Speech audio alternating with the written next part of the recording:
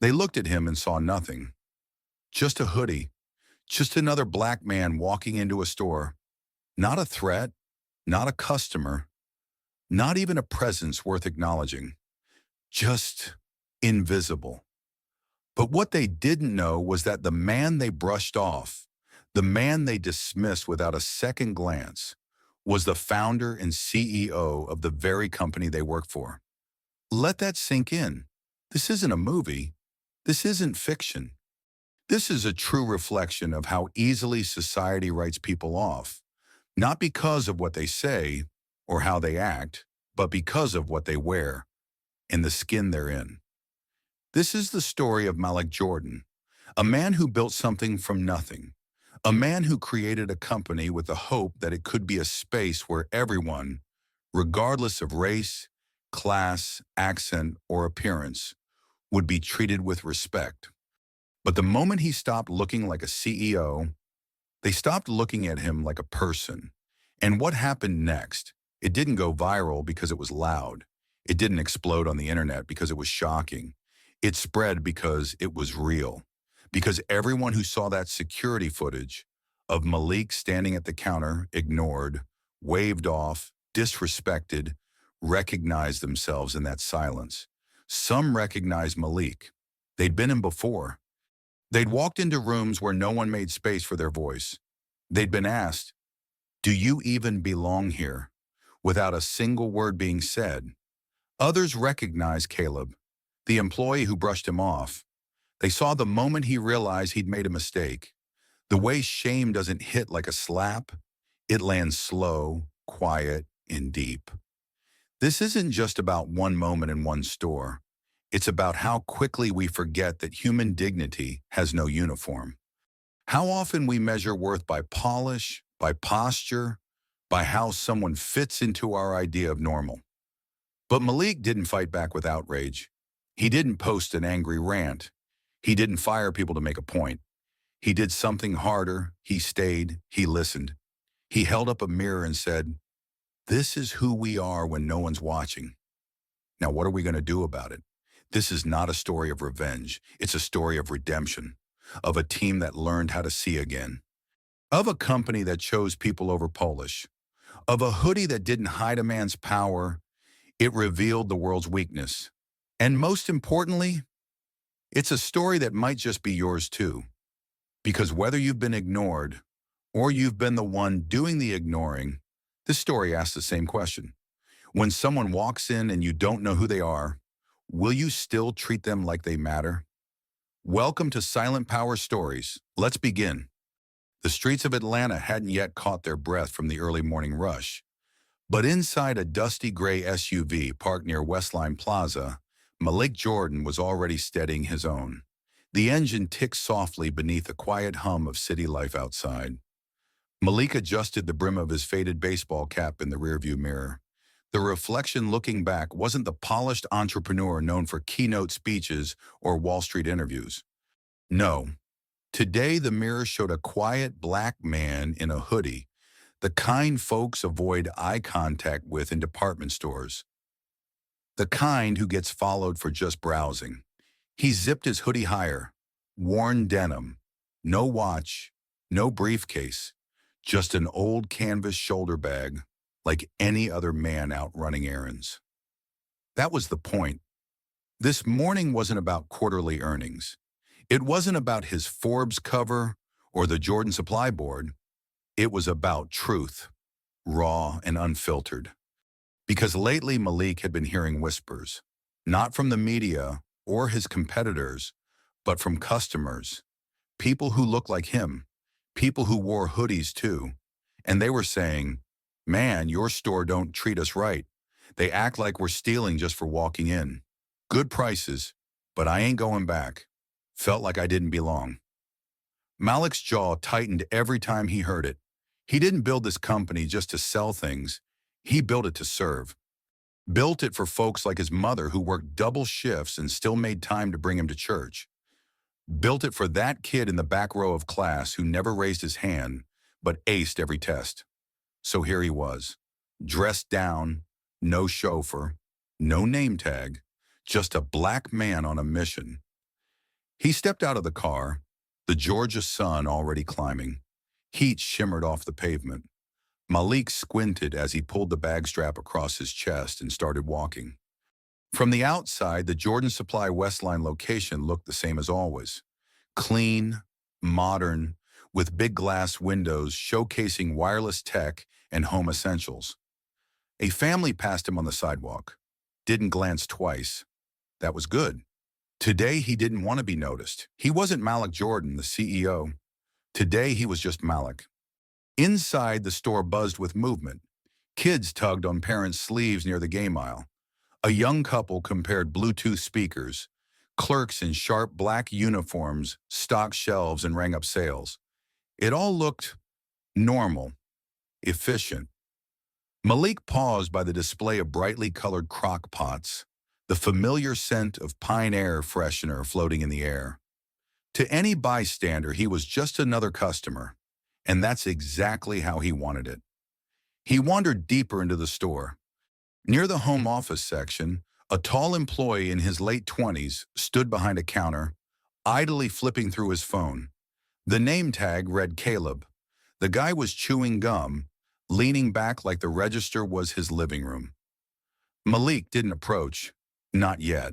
He watched instead. A woman with a stroller struggled to reach a box on the top shelf nearby. Caleb glanced over, then went back to scrolling. Didn't move an inch. Strike one. A moment later, a white man in khakis stepped into the same aisle, holding a returns receipt. Caleb perked up immediately. "Hey there, sir. What can I help you with?" Smile, eye contact, full service mode. Malik felt his stomach tighten.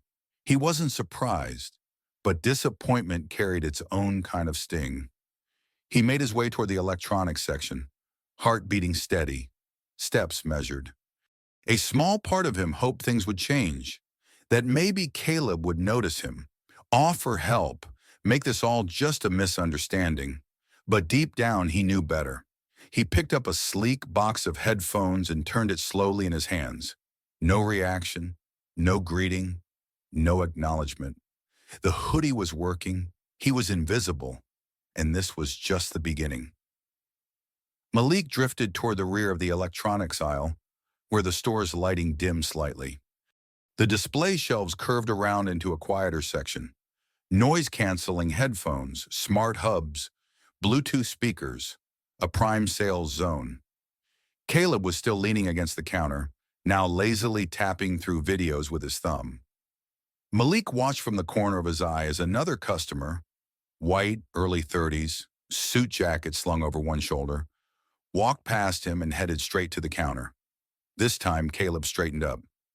"How's it going, boss?" The man nodded. Caleb walked around the register to assist, pointing out options, even cracking a joke. There was laughter, rapport, service. Then Caleb looked past the customer, eyes flicking toward Malik for half a second. No greeting, no nod, not even the minimum retail courtesy. Malik exhaled slowly, pushing down a sting he hadn't felt in years. Not anger, not yet, just confirmation. This was why he was here. Malik turned over the Bluetooth speaker box in his hands. Decent specs, decent price. He walked toward the counter, placed the box gently on top. Right in front of Caleb, the employee didn't move. A beat passed, then two. Malik said evenly, "Hey, quick question about this one. Is it weatherproof? I'm looking for something to use outside." Caleb didn't look up. Only after a slow, exaggerated sigh did he lift his eyes. "What?" Malik repeated the question. Caleb grabbed the box, flipped it over without interest, squinted at the back label. "Says it's weather-resistant. Should be fine." He shoved it back across the counter like it offended him. Malik gave a polite nod. "And is it compatible with most devices? Bluetooth 5.0? Caleb rolled his eyes. "Man, it's a speaker. It's not rocket science. You want it or not?" The words echoed, not just through the air, but through years of memory. That tone, Malik had heard it before, in a gas station in Tennessee at age 21, in a hotel lobby in D.C. wearing a hoodie after a red-eye flight, in a boardroom years ago when a white investor asked if he was the assistant. He never forgot those moments, and now, here it was again, in his store. His name was on the lease. His hands had drawn the first store layout on graph paper in his college dorm. His signature approved every hire. And here he stood, being talked down to by an employee who didn't know his face, only saw the hoodie, the skin, and a chance to feel superior. Malik smiled faintly. "You know," he said gently, "when I asked for help, I was hoping for a little more than attitude." Caleb scoffed, folding his arms. "Then maybe ask someone who gets paid enough to care." Malik locked eyes with him. Caleb looked away first.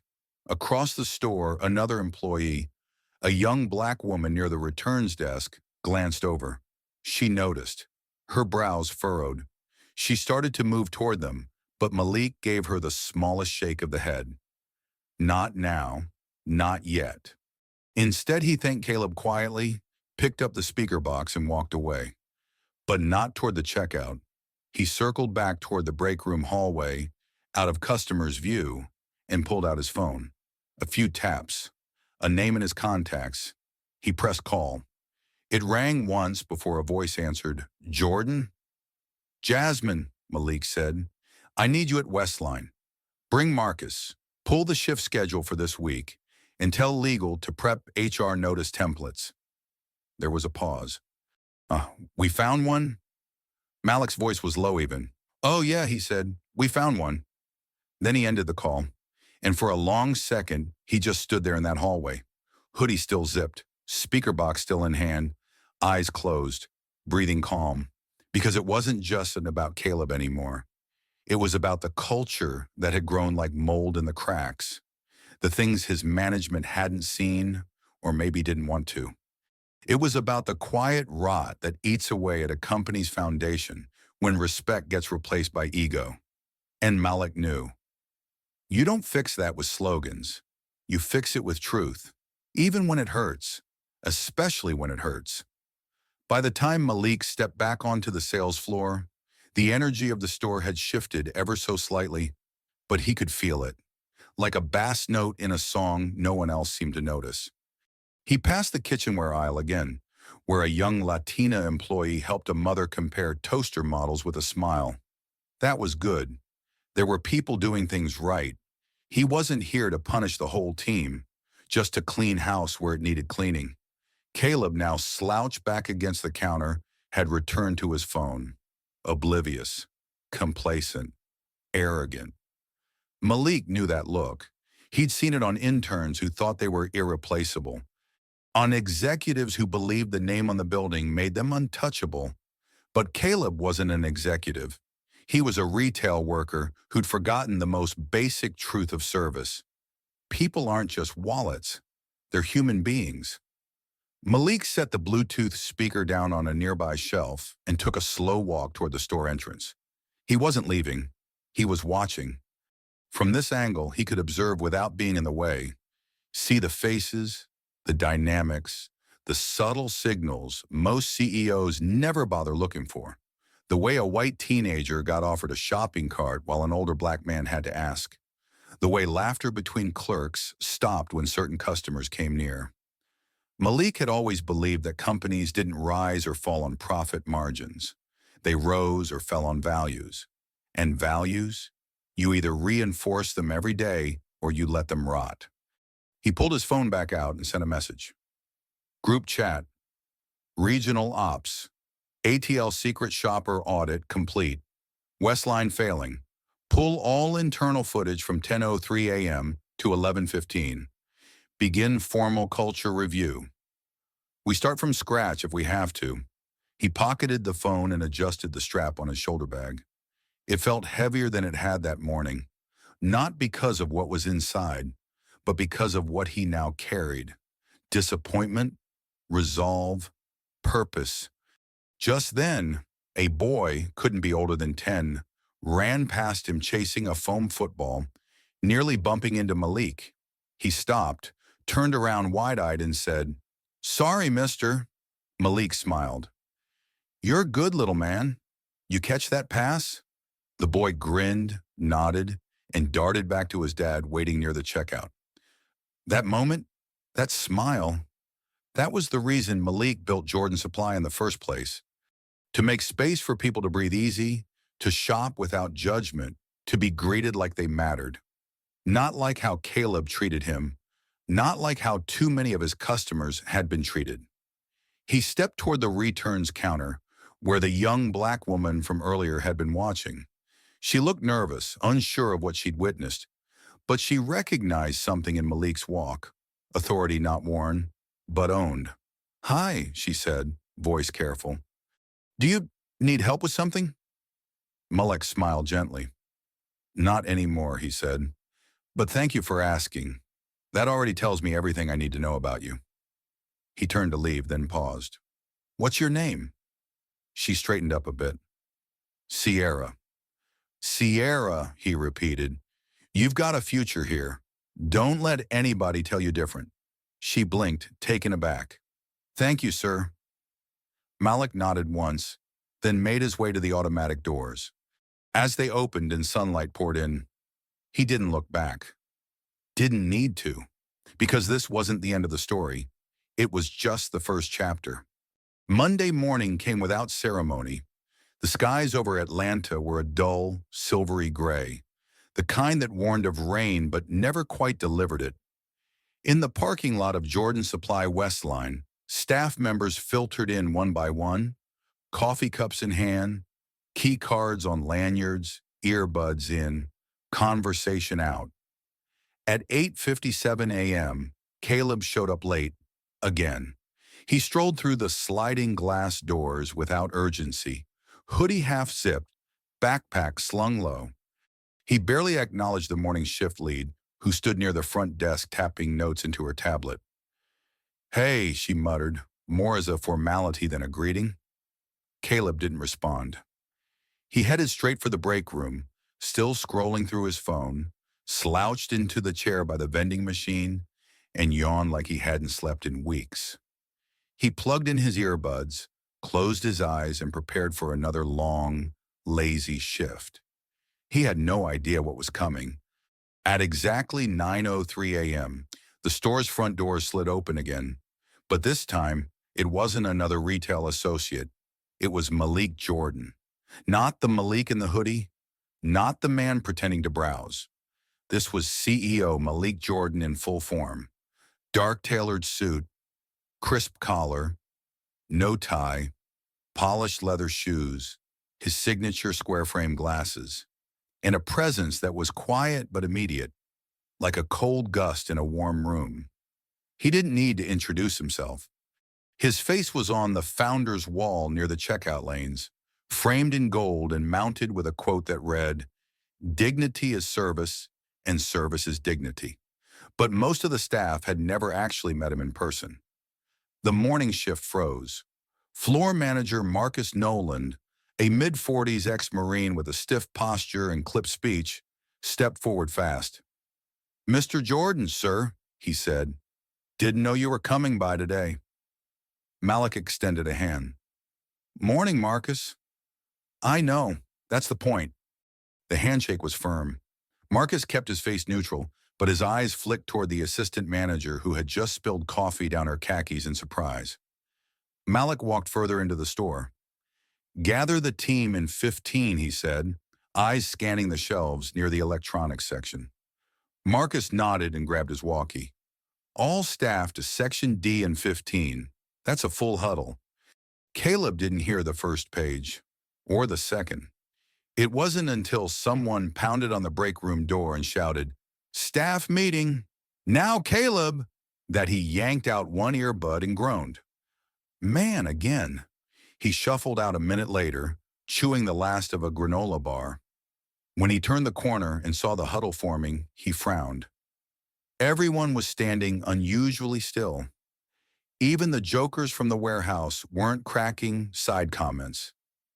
Then he saw him. Malik, standing near the Bluetooth display he'd set his elbows on just 2 days ago. Caleb blinked, confused. He didn't recognize the man's face, but he recognized the posture, the confidence, the weight of his silence. He leaned over to another employee. "Who's that?" The guy stared at him like he'd asked who the president was. "That's Mr. Jordan." Caleb's heart sank. The memory hit like a slap. The hoodie, the speaker, the attitude. That guy was this guy? Suddenly, the granola bar in his mouth turned to paste. Malik let the silence linger for a beat before speaking. No clipboard, no script. "I built this company 12 years ago," he began, voice low but cutting clear. "I built it because I got tired of watching good people, especially people who look like me, walk into stores and get treated like criminals, or worse, like they didn't exist. The employees didn't move, not a whisper. I named it Jordan's Supply because I wanted it to be more than a store. I wanted it to be a space that saw people, respected people." He paced slowly across the floor, voice steady. "But something's broken in this store. Something's been rotting under the paint." He stopped and looked directly at Caleb. Caleb's stomach twisted. "I came in this weekend, alone. No title, no entourage. Hoodie, sneakers, same as any man walking off the street." A pause. I asked for help. Another pause. I was ignored. Now the air was lead. Malik stepped closer, not to intimidate, but to be clear. "I was told to read the box myself. I was asked if I even wanted to buy anything. I was dismissed." He turned back to the group. "That tells me two things. One, someone here doesn't respect people who look like me unless I'm in a suit.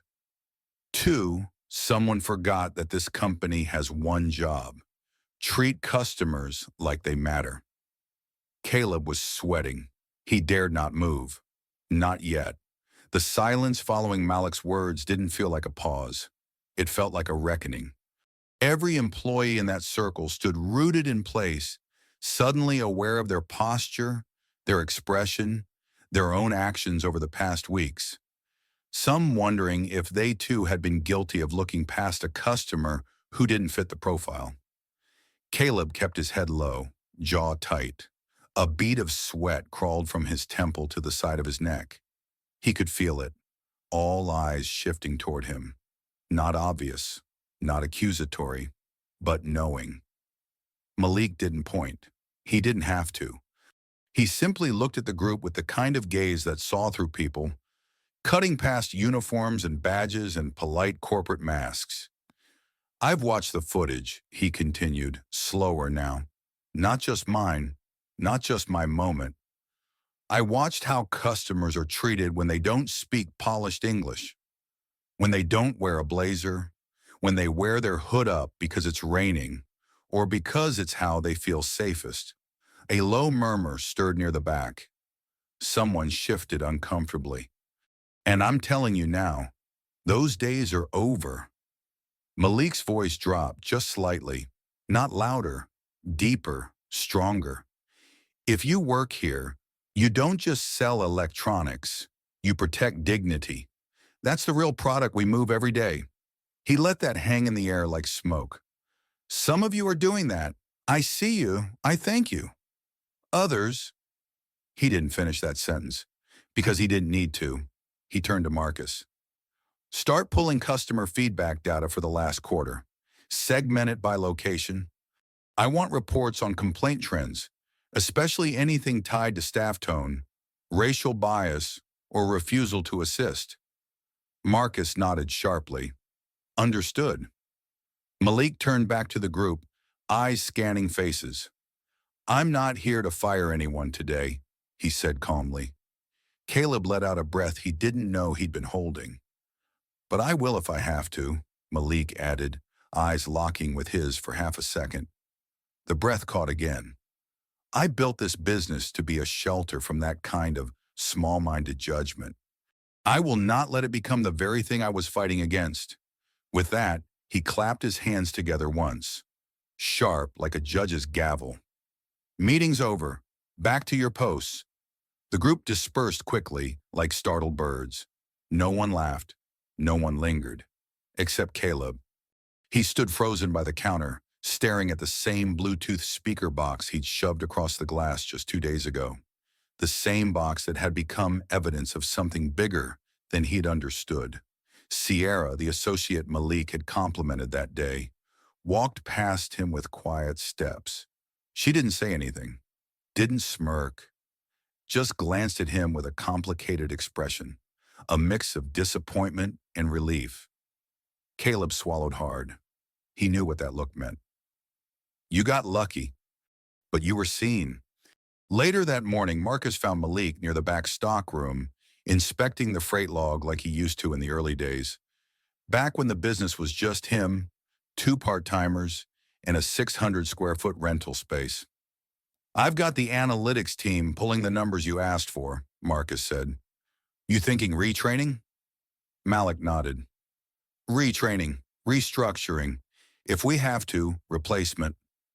Marcus hesitated, then said, I know you didn't name names earlier, but he trailed off. Malik didn't look up. He just said, some people don't need to be named. They already know who they are. Marcus exhaled through his nose, understanding. What do you want me to do with Caleb? Malik paused, his hand resting on a clipboard. Then slowly, nothing. Yet. Marcus raised an eyebrow. I want to see if shame is enough, Malik said, finally looking up. Sometimes the best lesson isn't losing your job. It's staying just long enough to realize you're not who you think you are, and neither is the person you thought you were better than. He walked past Marcus then, headed for the front of the store. But if he doesn't learn it soon... Malik's voice dropped one more time, almost like a whisper. He's gone. The rest of the day moved on like clockwork, at least on the surface. Transactions were processed. Shelves were restocked. The register drawer opened and closed in rhythm. But the air inside Jordan Supply Westline had changed. Every employee moved a little sharper, stood a little straighter. Conversations were hushed, as if volume alone might attract attention from somewhere unseen. Caleb kept his distance. He folded shirts in the apparel aisle that didn't need folding, pretended to rearrange inventory that was already perfect. He avoided eye contact with customers, and more importantly, he avoided his own reflection in the convex mirror above the security shelf. He didn't want to see the face of the man Malik had spoken about, because deep down, he knew it was his. At 12:45 p.m., the lunch crowd rolled in. A group of teenagers, 2 Latino boys, a girl in a headscarf, and a tall black kid in an oversized windbreaker, walked into the speaker section. Caleb stiffened. He caught himself instinctively scanning their hands, their pockets, the way they hovered near the locked display cases. Then he remembered Malik's words. Treat customers like they matter. He swallowed hard and stepped forward. Hey, y'all, he said, forcing a smile. Need help with anything? The black kid raised an eyebrow. We're just looking, man. No problem, Caleb replied quickly. If you want to test anything, I got the keys right here. There was a beat of silence. The group exchanged looks, mildly confused, mildly amused. The girl chuckled. You good, bro? Caleb scratched the back of his neck. Yeah. They moved on, but he stayed standing there, watching them walk away. Not out of suspicion this time, but because for the first time since he'd started working here, he realized what it felt like to unlearn a reflex. And it was awkward, uncomfortable, but maybe necessary. Up front, Malik sat with Sierra in the consultation area near the phone repair station. She had a notepad out, her handwriting sharp and slanted. They weren't just chatting, he was listening. She told him about customer trends, about the surge in online pickup confusion, about the subtle tension she'd noticed whenever a customer wasn't white or middle class. Sometimes it's not even words, she said. It's just the way people don't talk to them, or how fast they rush the transaction. Malik nodded. You see it more clearly than most, he said. That's why I want you to help me draft the new onboarding module. Sierra blinked. Wait, me? Who better? Malik smiled. You live it. You feel it. I can write a policy, but you can teach someone what it actually looks like to be respectful. Sierra looked down, flustered but honored. Yeah, I'd love to. And, Malik added, next quarter, we're promoting from within. So stay sharp. Her smile widened, but not because she was being offered something. It was because she felt seen. Back in the warehouse, Marcus passed Caleb near the loading dock. Caleb tried to walk past, but Marcus called him back. You know, you got a second chance today, Marcus said, leaning on a stack of unopened boxes. Caleb nodded, not meeting his eyes. I know, Mr. Jordan, he's not a yeller, but he remembers everything, and silence doesn't mean forgiveness. Caleb clenched his jaw. I didn't mean to disrespect him. That's the problem, Marcus said. You didn't mean to disrespect anyone, but you still did. That hoodie he wore didn't change the way you treated him. It just revealed it. Caleb nodded again, this time slower. Marcus pushed off the boxes and turned to leave, but paused. Ask yourself something before you clock out tonight. Who else have you ignored? Then he walked away, and Caleb stood there staring at the stack of Bluetooth speakers behind him, the same ones he used to ignore. Now they stared back like mirrors. At 5:03 p.m., Malik prepared to leave. He passed by the register, nodded at the cashier, and reached the doors. Just before exiting, he turned to look back, once more, at the store he'd built from scratch. It still stood. It still served. But now it needed soul-searching. As he stepped out into the Atlanta dusk, wind brushing against his crisp shirt sleeves, he didn't feel triumphant. He didn't need to. Change had begun, and the first strike had been dealt, not with revenge, but with truth. Tuesday, 9:27 a.m., Jordan Supply, Westline Location Security Office, second floor. The store's internal camera system wasn't designed for humiliation. It was designed for loss prevention, for catching shoplifters, for reviewing fender benders in the parking lot, for solving disputes over price tags and misplaced receipts. But today it was replaying something else entirely. The footage had been queued up by Sierra at the request of corporate communications, with Malik's quiet green light. She sat beside Marcus in the small room behind the tinted observation window, watching her own store on loop. The monitor showed the moment when Malik, hoodie-zipped, eyes kind, approached the electronics counter. There was no audio, only body language, only the shape of a smile not returned, the slight recoil when Malik asked a question, the careless shrug, the disinterested flick of Caleb's hand when he pushed the speaker box back toward him. It played like a silent movie, except the message was loud and clear. God, Sierra muttered, shaking her head. He didn't even try. Marcus didn't reply. He just leaned forward, arms folded tight, jaw ticking like a stopwatch, counting down the seconds to something inevitable. At the same time, down on the sales floor, Caleb's nerves hadn't settled. He'd barely slept the night before. He'd drafted 2 apology emails but never sent them. He'd thought about approaching Malik before the CEO left yesterday, but the words never formed. Now everyone in the store treated him like a man under review, even if no one said it out loud. A whisper here, a glance there, the slight pause in conversation when he walked past. Guilt was loud, even when everyone stayed silent. And then the worst happened. 2 women walked in, customers he didn't recognize but instantly understood. Well-dressed, late 30s, smartphones out, holding them horizontally, recording. They weren't shopping, they were filming. One whispered, "That's him. That's the guy from the clip." The other zoomed in slightly. "Yeah, same hoodie. That's the CEO, right?" It hit him like a punch. The footage was out. He wasn't sure who leaked it. Maybe someone on the security team. Maybe someone who caught it live on their phone. But the clip was circulating, and he was in it. Not just in it. He was the main character.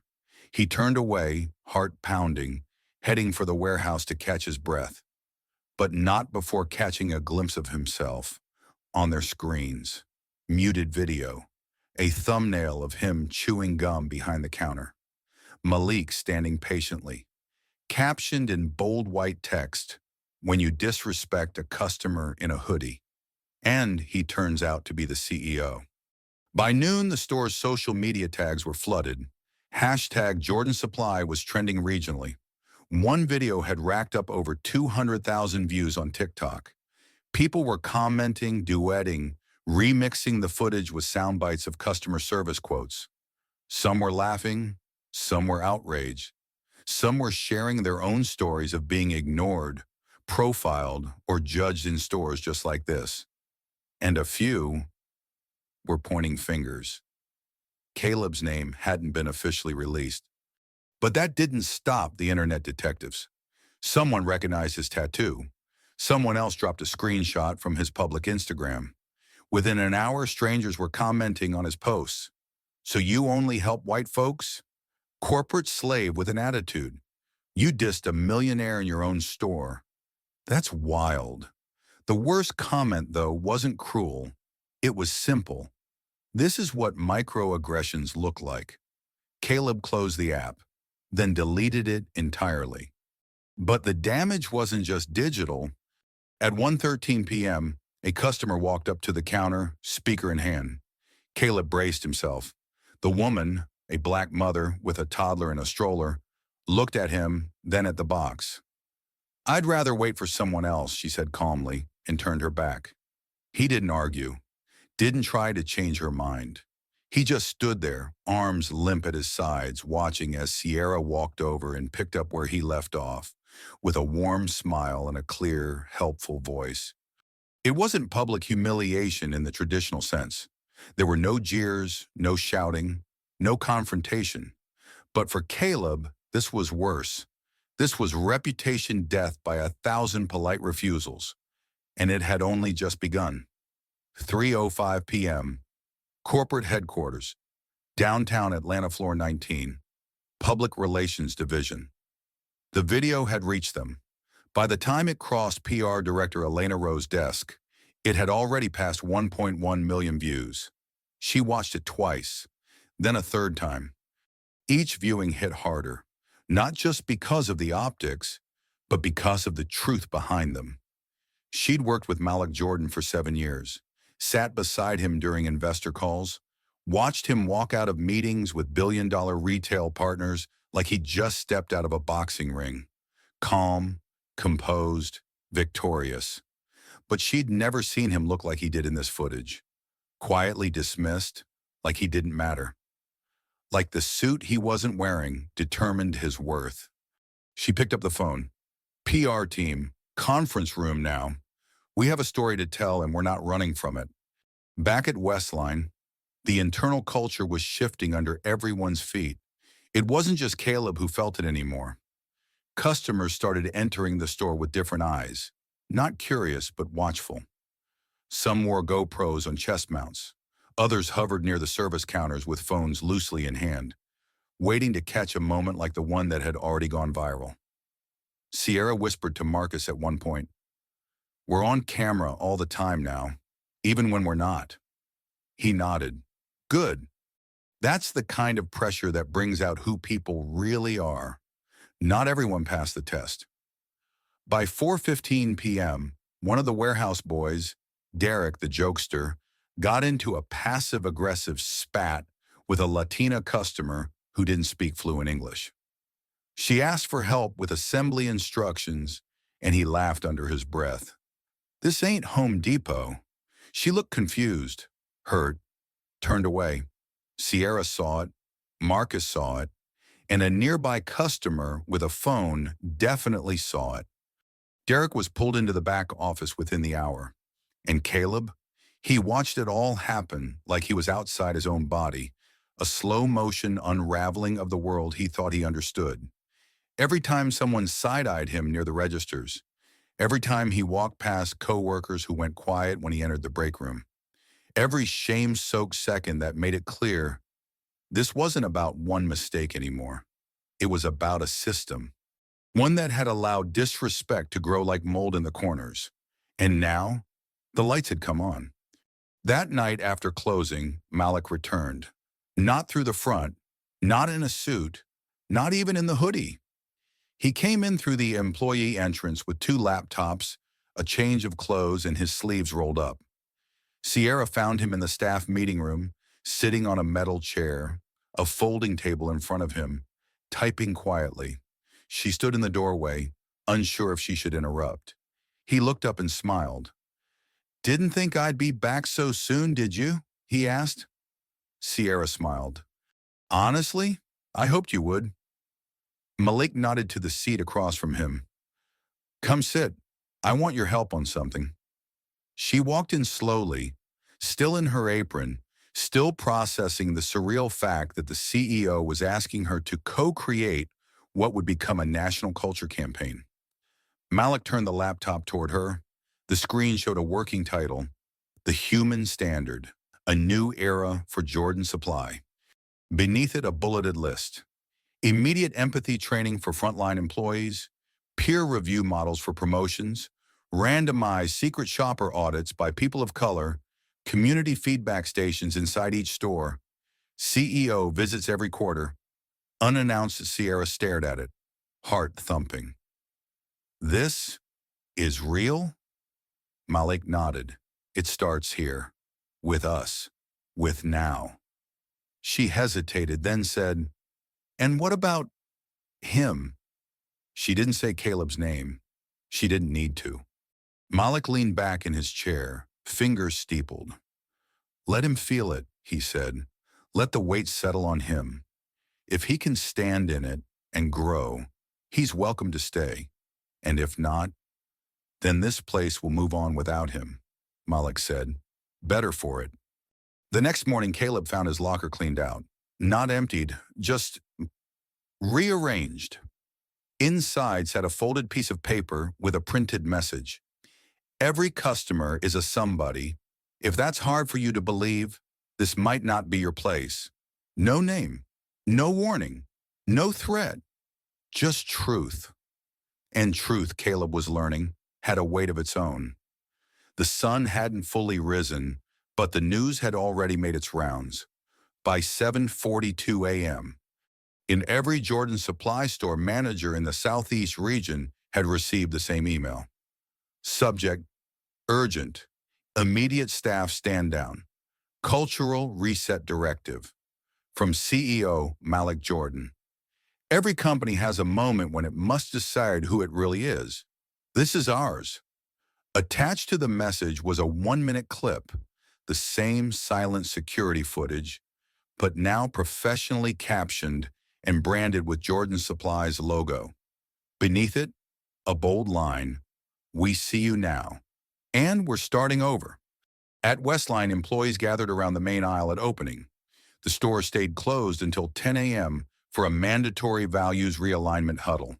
No one dared call it a punishment, but it felt close. The speaker system clicked on. Sierra's voice came through, nervous but clear. She stood near the returns desk, holding a printed copy of the new company pledge. She looked out at her coworkers, some nodding, some rigid, some just unsure. Then she read aloud. "We believe dignity is not something earned through appearance.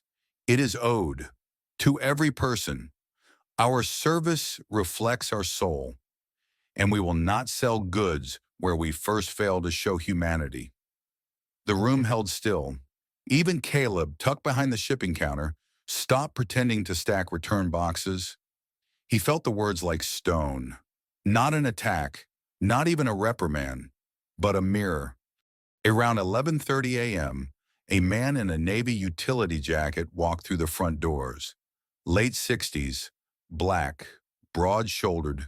He walked slowly with a cane, but his eyes were sharp. He moved directly to the front desk where Caleb was now reluctantly stationed. Marcus's way of making sure every customer now passed directly in front of him. "Morning, son," the man said, setting a small product box on the counter. "Returning this. Don't work like I hoped." Caleb reached for it. "No problem, sir. Can I ask what was wrong?" The man paused, raised an eyebrow. "Huh. Someone's polite today." Caleb winced, but he didn't shy away. "I haven't always been, sir. I'm working on that." The man watched him for a moment, then nodded slowly. "Well, that's a start." Caleb processed the return, printed the receipt, and handed it over without breaking eye contact. "Hope to earn your trust next time," he said. The man pocketed the slip. "Don't waste time hoping. Earn it for real." He turned and walked out. And somehow that hit Caleb harder than all the comments online. Meanwhile, in a conference room on the 12th floor of corporate HQ, Malik stood before a whiteboard. A team of diversity consultants, 2 store managers, and Elena from PR sat around the table. Malik held up a marker, drew a single word at the top of the board, invisible. Then beneath it, the real customer experience gap. He circled it. "We talk about delight, about conversion rates, but we're not fixing the root. People don't want to feel amazed by us. They just want to feel seen. And if we can't give them that, we don't deserve their dollars or their presence." No one disagreed. He capped the marker and turned toward the room. "The hoodie test will stay." They blinked. "What do you mean?" asked one executive. Malik smiled faintly. "Every quarter I'm walking into a random store. Hoodie, no ID, no warning. Just a man with a question." He looked around the table. "And if they pass, then they stay. And if they fail?" He didn't smile this time. "They won't be alone." Back at Westline, business began to normalize. But not the way it used to. There was a new rhythm, new energy. Sierra was promoted to floor lead by the end of the week. 2 new hires, one bilingual, one a first-gen immigrant college student, started training under her. They shadowed Caleb for half an hour, watching him assist a line of customers with deliberate care. He didn't fake it. He didn't rush it. He didn't redeem himself in a day. But he showed up, and that's where change begins. Not with viral shame, not with press releases, but with small, honest repair over and over again. Outside under a clear April sky, Malik stood across the street from the store, sipping coffee from a corner truck. He wore jeans today, hoodie up, just another man watching the world turn. As Sierra stepped out to take her lunch, she spotted him across the avenue and lifted a hand. He lifted his cup in return. No words, just respect. Because in the world he was building, the hoodie no longer hid anyone's worth. It revealed it. The internet doesn't stay kind for long. By Friday morning, just 6 days after the original incident, the narrative had already begun to splinter. What started as a clear, teachable moment, a Black CEO exposing subtle discrimination by going undercover in a hoodie, was now being dragged into the chaotic swirl of online agendas. Twitter threads shifted tone. TikToks turned snarky. YouTube commentators emerged from the algorithm with clickbait titles. Was it a setup? Did the CEO trap his own staff? Man in hoodie gets clerks fired. Here's why that's dangerous. Woke CEO cancels his own store. Even worse, a short, out-of-context clip surfaced, edited to make it seem like Malik had berated Caleb in front of customers, which he hadn't. But truth doesn't trend. Controversy does. Saturday, 8:31 a.m., Atlanta, Westline store. Sierra arrived to find spray paint across the back service door. Hoodie lies. You made him a victim to be a hero. And just beneath that, in red, reverse racism, shakshi, still racism. Marcus was already there, arms crossed, teeth clenched. "We scrubbed most of it before corporate showed up," he muttered, "but the message is clear." Sierra stared at the words, jaw tight. They think Malik was faking? Marcus nodded. They think this was a PR stunt. That we're firing white workers to look good. She shook her head. But Caleb wasn't fired. Doesn't matter, Marcus replied. Someone out there wants this to be about them. So they twisted it until it fits. Malik sat in his home office later that day. Laptop open, notifications pinging like wildfire. He had just gotten off a Zoom with the legal team. His comms director had advised a press release. A few investors wanted distance. One even suggested scaling back the internal audit initiative until things calmed down. Malik stared at the screen. His face, his hoodie, his store had become a meme. Some people praised him as a visionary. Others mocked him as performative. And then there were those who just wanted to use the moment to vent every grievance they had about race, power, or perceived corporate wokeness. It wasn't new, but it still hurt, especially because some of the loudest voices weren't strangers. They were former customers. That evening, Caleb received a direct message, not from a troll, from his father. The message was short. You've made the whole damn family look weak. Man up. Fix it. Caleb stared at the text for a long time, hands clenched. He hadn't told his father what happened. Didn't think he even paid attention. Apparently, he did. And now Caleb wasn't just ashamed. He was exposed. To his co-workers, to the internet, to his own blood. He stepped outside, hoodie up, walking the parking lot behind the store, pacing under the soft orange streetlights. He didn't cry, but he felt something break in his chest, something brittle that had held him together through the worst days. The illusion that staying silent meant staying safe. He couldn't stay silent anymore. At 11:12 p.m., Malik got a text from an unknown number. I never said I was sorry. Not really. I judged you, and I judged others like you. I thought I was better just because I worked here longer, but I was smaller. I don't know if I deserve another chance, but I'm going to act like I do. It wasn't signed, but Malik didn't need it to be. The next morning, a photo went viral. Caleb standing outside Jordan Supply, wearing a plain black t-shirt with bold white text. Ask me what I'm learning. He wasn't holding a protest sign. He wasn't speaking to the press. He was just standing. No defensive post, no arrogance. Just a kid who'd been called out and stayed. That same day, a customer came up to him with a teenage son, nodded toward the shirt and asked, Okay, so what are you learning? Caleb smiled, mostly how to listen.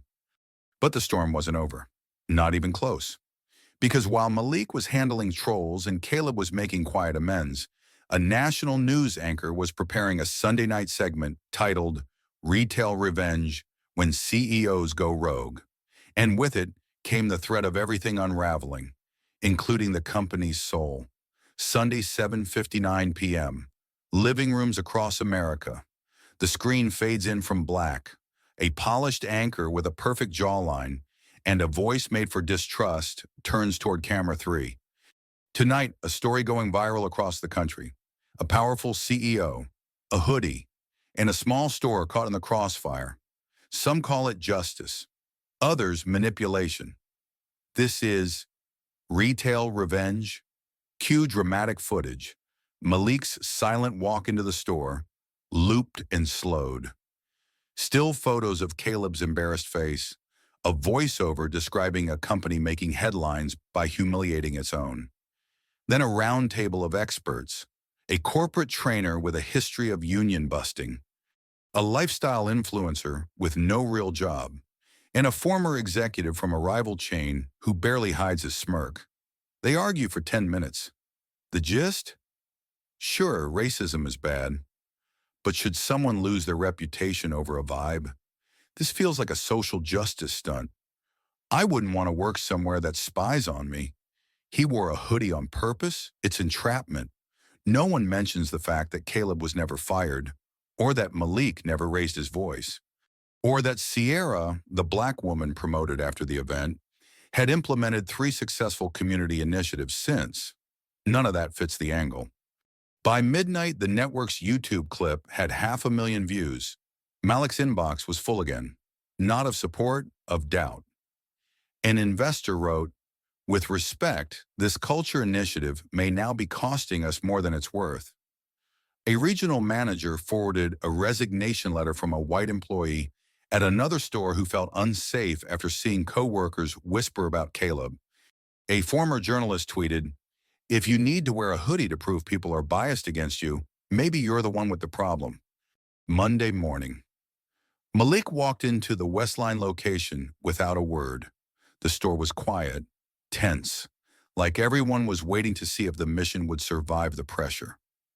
He stepped to the center aisle, where staff had gathered around the returns desk for the start of week debrief.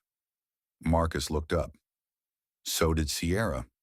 Even Caleb, who had shown up early for the third day in a row, hands tucked nervously into his sleeves. Malik cleared his throat. "I know you've seen the coverage." Heads nodded, some reluctantly, some with eyes cast down. "They say we ambushed our own people, that we turned this store into a stage, that we made a kid into a villain." His gaze shifted to Caleb, but only for a second. "I want to remind you what actually happened." His voice stayed even, no theatrics. One man walked into a store wearing a hoodie. He got ignored. Not for being rude, not for stealing, but for being invisible. A pause. Then the world noticed. And instead of asking why it happened, they started asking how loud he made it. He looked around the group. "But I'm not ashamed, and neither should you be. Not if you're learning, not if you're showing up, not if you believe that seeing someone fully is more important than protecting your comfort." He let the words breathe. "This company is not going backward. I don't care how many headlines they throw. I don't care if they say it's a stunt. I care that it's true. A beat. Then, if this isn't the kind of place you want to be, I understand. But if you do want to be part of it, part of something real, part of something that doesn't flinch when it gets hard, then stand with me." He didn't ask for applause, but Sierra clapped. Then Marcus. Then the whole room. Even Caleb. Not because Malik forced them, but because he reminded them who they could be. That night, Malik posted a video from his own phone. No camera crew, no press team, just him. A park bench. Hoodie on. He looked straight into the lens. "You can mock the hoodie, you can spin the story, but I know what I saw, and I know what I believe. So here's my message to everyone watching. We're not canceling anyone. We're correcting, we're learning, and we're leading quietly from the hoodie up." He ended with a smile and a single hashtag. Human First Tuesday, 10:22 a.m. Midtown Atlanta, a coffee shop across from Jordan Supply's corporate HQ. The cafe buzzed with the usual low hum, keyboard taps, milk steamers, indie jazz looping through overhead speakers. But in the back corner, Malik sat quietly with a woman he hadn't seen in 5 years. Lydia Kerr, a former journalist who once interviewed him during the company's first national expansion. Sharp, thoughtful, and, unlike the anchor from Sunday night, committed to more than clickbait. She slid a recorder under the table but didn't turn it on yet. "Are you sure you want to talk?" she asked gently. "They're circling like sharks right now. You don't owe anyone anything." Malik stirred his coffee, then set the spoon down. "I owe the truth. That's it." Lydia studied him for a moment. "Then let's begin." She hit record. Across the city in a shared apartment 2 blocks from downtown, Caleb was sitting at his kitchen table, surrounded by job applications he hadn't filled out. He hadn't been fired, hadn't been demoted, but the whispers followed him. Some customers recognized him and refused his help. Some coworkers still avoided eye contact. He thought about quitting, thought about starting over somewhere he wasn't the hoodie guy. But every time he hovered over the resignation draft on his laptop, he'd hear Sierra's voice from last week. "Growth doesn't feel like pride. It feels like peeling. So instead of quitting, Caleb did something else. He opened a blank Word doc and typed "What I Didn't See," a personal essay about bias, about embarrassment, about how it felt to be the one who didn't mean to hurt anyone but still did, about watching the footage and realizing it wasn't Malik he dismissed. It was the reflection of himself he didn't want to admit existed. Wednesday, the national noise began to quiet. In its place, something unexpected happened. A woman named Tanya from Ohio posted a video on Instagram. "I'm not famous, I'm just a nurse. But last week I walked into a store in Cleveland wearing my hoodie, and for the first time in a long time, someone looked me in the eye and said, 'How can I help you today?'" And I thought of that video, the one with the CEO. This isn't about politics. This is about finally being seen. The post blew up. Then more came.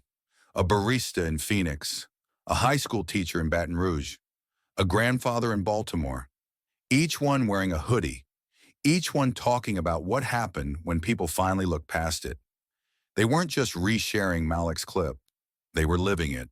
And with each post, the tide shifted. By the weekend, a major retail chain announced a new in-store bias awareness initiative, modeled directly after Jordan Supply's reforms. The news networks, once so quick to spin the hoodie story into controversy, were now forced to walk it back, at least partially. And Malik? He didn't celebrate. He stayed at work, quietly meeting with Sierra and Marcus and the new hires in the break room, reviewing anonymous staff notes, reading emails from employees who had watched the whole story unfold and realized maybe they'd missed some things too. He still got hate mail, still got critics, but he also got hundreds of letters from people across the country, some from customers, some from employees in other companies, some from kids in schools that played his video in class. But the one that mattered most came in a plain envelope. No return address. Inside, a folded piece of notebook paper, written in unsteady but careful handwriting. "Dear Mr. Malik, I'm 14. I wore my hoodie to school last week like always. But this time, nobody told me to take it off. Nobody called me suspicious. One teacher even said, 'I like that color on you.' I don't know what you did out there, but thank you." Darnell W. Malik held the letter for a long time, didn't say a word. Then quietly he folded it, slid it into the inside pocket of his blazer, and zipped up the hoodie he'd worn on that first day. Outside the store, Caleb stood at the curb, watching a mother guide her son inside. She looked over, smiled. Caleb smiled back. He didn't offer to help. He didn't pretend. He just stood there, one hand in his pocket, the other gripping a notebook filled with scribbled thoughts, the first page still titled, "What I Didn't See." Because he saw it now. Not just the mistake, but the moment when everything could have stayed broken and didn't. The first time Malik Jordan ever heard the word boy said like a weapon, he was standing in a grocery store parking lot holding his father's hand. He was 7. The man who said it was white, middle-aged, tie too tight, words too loose. The man said it after accusing Malik's dad of cutting the line, even though he hadn't. Malik remembered the pause that followed, the silence so thick it pressed into his chest like a heavy thumb. He remembered the way his father didn't raise his voice, didn't fight back. He just turned to the man, looked him straight in the eye and said, "Be careful who you're speaking to. You don't know what kind of shadow you're standing in."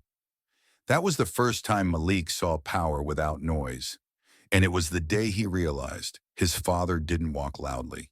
He didn't have to. Wednesday morning, 8:03 a.m. Jordan Supply, Westline location. Malik stood near the service desk, talking with Marcus about the updated training modules when the doors opened and a man stepped through the front entrance. He moved slowly but with intent. Wide shoulders, pressed shirt, slacks with a military crease, no suit, no flash, just presence. Some of the younger employees paused. They didn't know who he was, but Malik did. He knew that silhouette, that walk. It was Benjamin Jordan, His father, retired rail mechanic, Vietnam vet, widower, a man of few words but none wasted. Malik stepped forward. Dad, Benjamin nodded once. You busy? Never too busy for you. They sat in the corner booth of the break room, the kind employees usually use to scroll TikTok on lunch. But today it felt like a courtroom, or maybe a confessional. Benjamin set a folded newspaper on the table. The front page showed a still of Malik in his hoodie. CEO sparks culture war in corporate America. He didn't say anything for a long while. Then finally, you made yourself a target.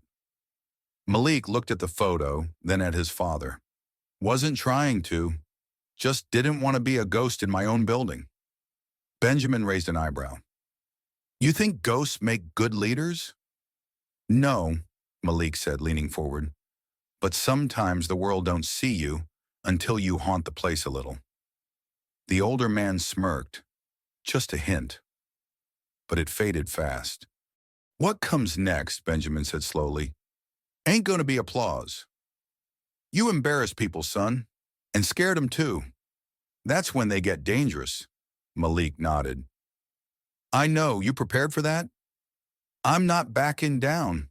Benjamin leaned back, crossed his arms, eyes like iron. Then you better stop looking like a businessman trying to please both sides and start walking like a man who knows he's got nothing left to prove. The words landed like bricks, not cruel, not condemning, just honest.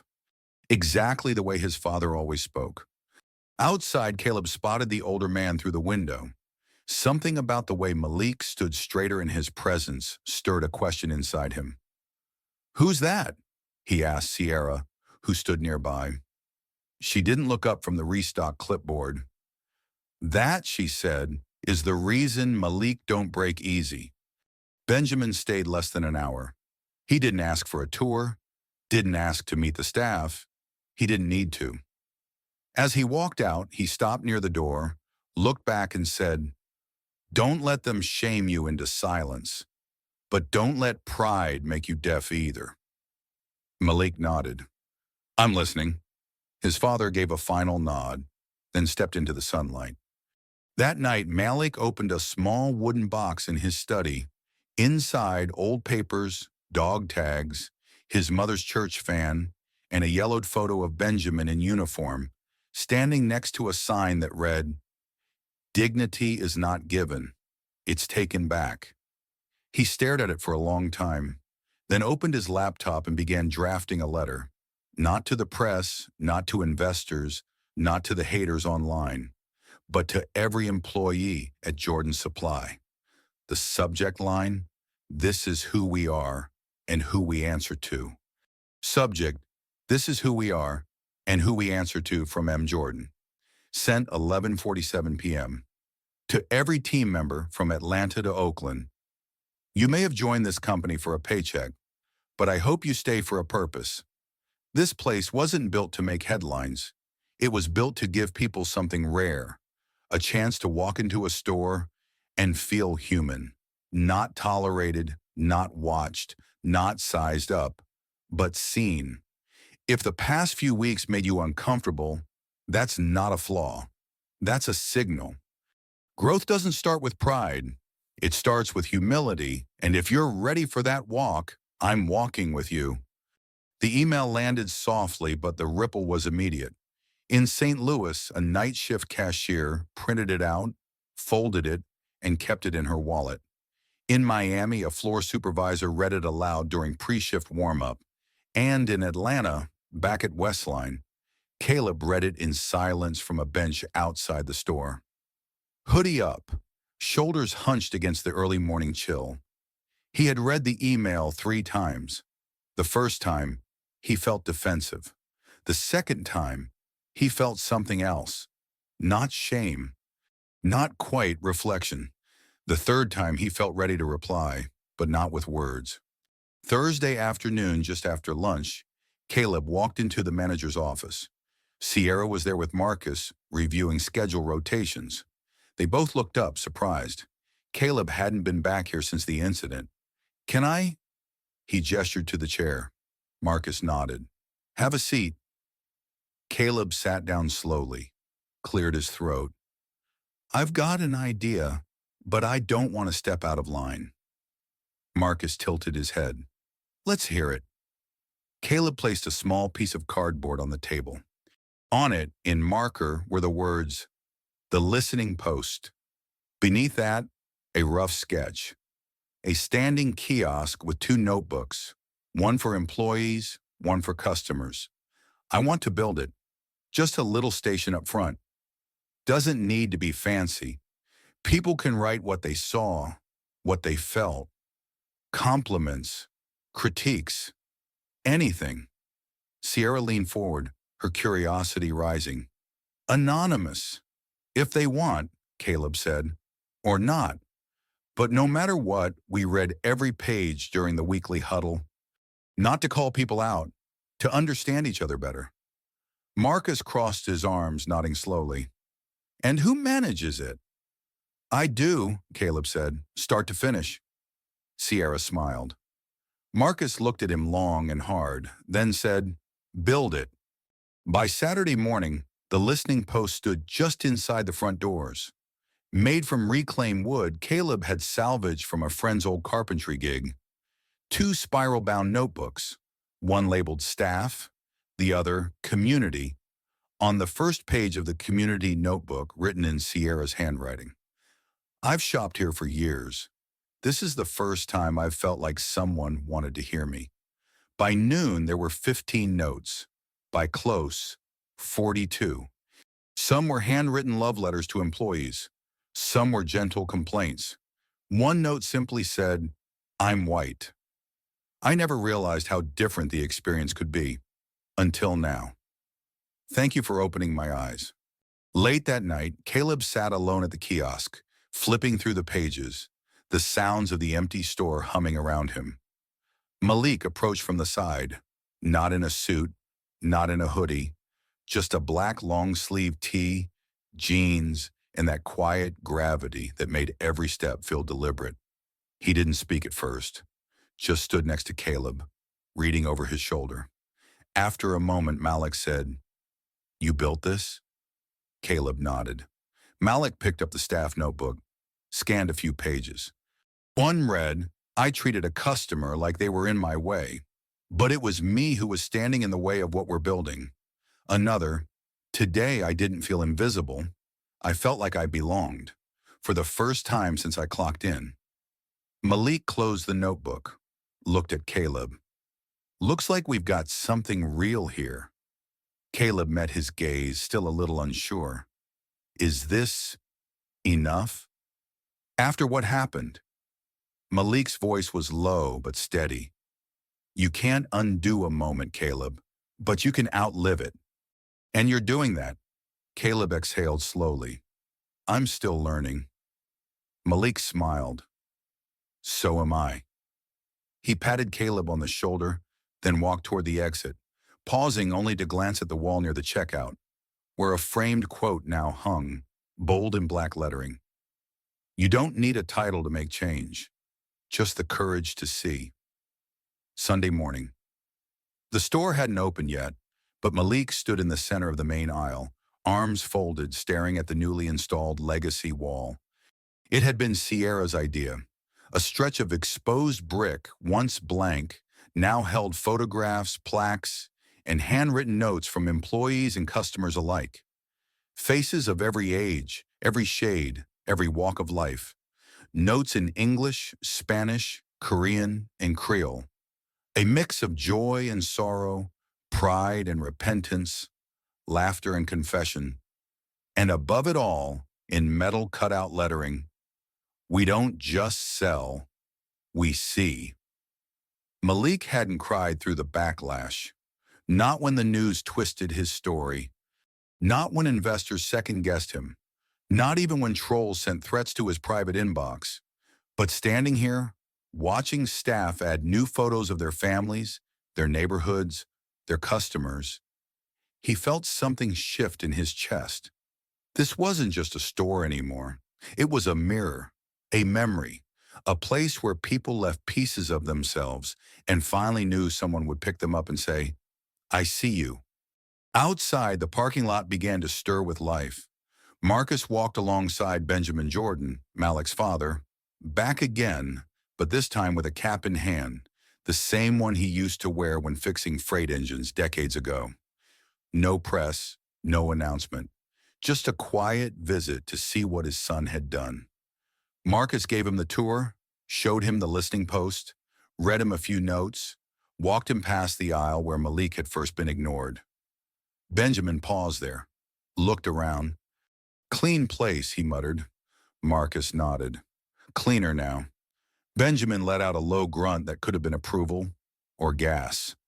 At the front door, Sierra greeted a mother and her daughter, the girl maybe 10 years old, wearing an oversized hoodie with future CEO scribbled in glitter across the back. Sierra knelt down to her level.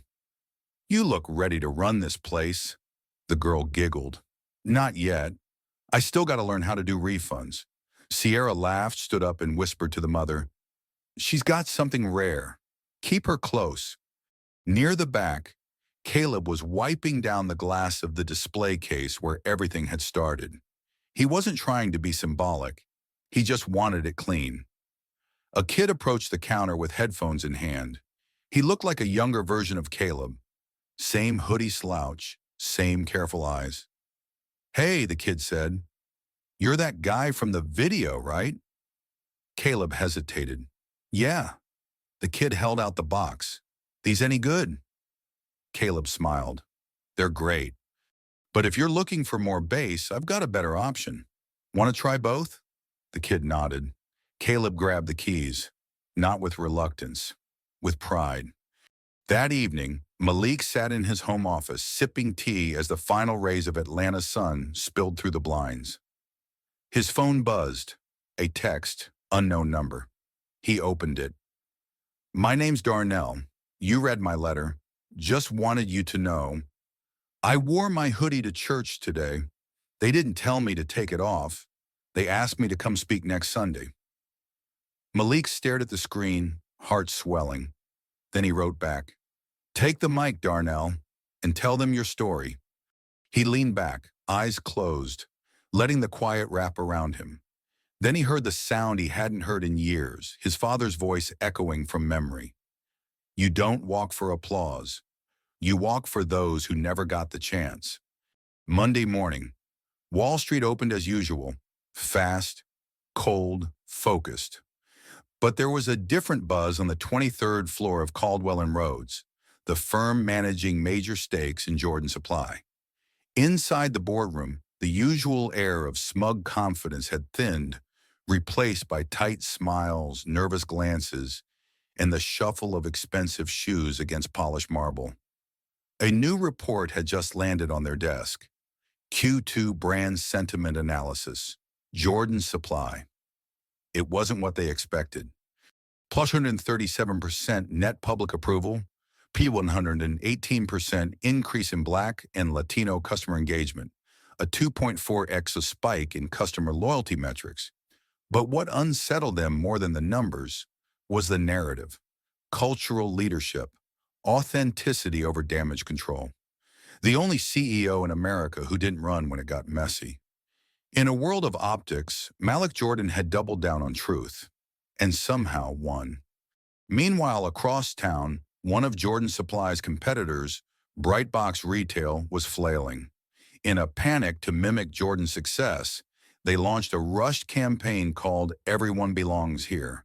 It flopped. Their commercial featured a racially diverse cast, but the story felt shallow, scripted, and 2 months too late. Critics tore it apart. One headline read, Brightbox tries to be woke, ends up just weak. The internet mocked them, customers ignored them. And behind closed doors, an anonymous employee leaked emails showing Brightbox executives calling Malik's hoodie stunt a gimmick. The blowback was swift. By the week's end, Brightbox's stock dipped 6%. Back at Jordan Supply HQ, Malik walked into a finance meeting late, holding a coffee he'd poured himself. He didn't rush. He didn't apologize. The executive stood when he entered, not because of protocol, but because something had shifted. This wasn't the hoodie guy anymore. This was the man who stared down the fire and didn't blink. He took his seat, glanced at the chart on the screen, then looked at the room. "So," he said calmly, "tell me what we've learned." The numbers weren't the whole story. The real change was happening between people. Managers in Denver had started holding bias review Thursdays, where two employees each week shared moments they misjudged someone and what they did after. A location in New Orleans launched a walk-in hoodie day, encouraging team members and customers alike to wear hoodies to honor dignity through difference. Customers lined up at the door. At Westline, Sierra had begun mentoring two teenage interns from a local high school. They wore store aprons, took notes during staff meetings, and shadowed Caleb, who now walked with a different kind of weight. Not guilt, but awareness. He didn't forget what he'd done. He just refused to stop at regret. But while Jordan Supply's internal world was healing, the external one was just beginning to confront the mirror Malik had held up. On Thursday, the network that aired the infamous Retail Revenge segment quietly removed the video from their main page. No apology, no acknowledgement, just buried. One of their senior producers, Ava Hopkins, resigned that day. Her tweet was simple: "I told them not to twist it. They twisted it. I'm done." It went viral in hours. Malik read it that evening in his office, then sent her a direct message. "Thank you for walking when it mattered." Her reply? "I'm not done telling the truth, just done letting someone else write it for me." The cracks kept forming. Across the corporate world, HR departments scrambled to revise their training. Publicists tried to pitch stories about inclusion that fell 3 beats behind. And consumers, they weren't falling for polish anymore. They wanted proof. They wanted the hoodie, the raw, the flawed, the real. And in the midst of all that, Malik didn't gloat, didn't post selfies with Sierra or Caleb, didn't schedule interviews or brag about the turnaround. He just kept walking the aisles, quietly, slowly, some days in his hoodie, some days in a suit, some days in a plain t-shirt with grease from helping the stockroom team fix a busted shelf. And every day he read one page from the listening post, sometimes with a smile, sometimes with a wince, but always with his eyes open. Because this wasn't about crisis recovery. It was about cultural rebirth. And now it was catching fire. Friday morning, an invitation landed in Malik's inbox. Elegant, polished, press-approved. National Business Leadership Summit 2025, featuring top voices in diversity, culture, and economic power. Keynote panel, The Price of Speaking Out. When CEOs get political confirmed speakers, a hedge fund CEO who laid off 3,000 employees and blamed ESG pressure, a tech billionaire who once compared remote work to welfare, a media exec whose company rebranded Black History Month with a TikTok challenge. And then, in small font, invited guest, Malik Jordan, founder and CEO, Jordan Supply. Malik leaned back in his chair and shook his head. He didn't have time for panels trying to act brave in hindsight. He'd already lived the moment. And while they played public relations, he was reshaping policy, culture, and people. That same day, an internal memo from a retail conglomerate leaked on Reddit. Subject line: "Do not mention hoodie case in any customer-facing comms attached," was a 3-page breakdown explaining how Jordan Supply's cultural model, if adopted too widely, could create unmanageable expectations from lower-tier employees and embolden service-level staff to challenge the hierarchy. The phrase empathy over efficiency was highlighted, with a red X next to it. The post got 12,000 upvotes in 1 hour. The damage immeasurable. At Westline, none of that mattered, because at 2:17 p.m., something happened that couldn't be scripted. A black teen boy, maybe 14, walked into the store alone, skinny, nervous energy, hoodie zipped up, hands in pockets. He didn't browse, didn't ask for help. He walked straight to the listening post. He stood there for a full minute, then pulled a crumpled piece of notebook paper from his back pocket, unfolded it carefully, and slid it into the community notebook. Then, as quickly as he came in, he turned and walked out. Sierra watched from a few aisles away, heart caught in her throat. After he left, she walked over, flipped to the latest page, and read his note. I saw the video. My brother got arrested last year for walking home in his hoodie. I used to think maybe it was our fault, but now I think maybe it's just easier for people to blame us than see us. Thanks for showing them what seeing looks like. She took a photo, sent it to Malik with no caption. He responded with a single emoji. Meanwhile, in an upscale steakhouse downtown, a gathering of regional CEOs, mostly white, mostly male, discussed the Jordan effect over medium-rare sirloins and Macallan 18. One of them, sporting goods exec with a LinkedIn full of golf photos, scoffed between bites. Man makes one TikTok moment and suddenly we all got to act like Gandhi. Another laughed. Let him have his moral moment. 6 months from now, the hoodie's forgotten and we're back to Q3 forecasts. But the youngest at the table, a Vietnamese-American startup founder, didn't laugh.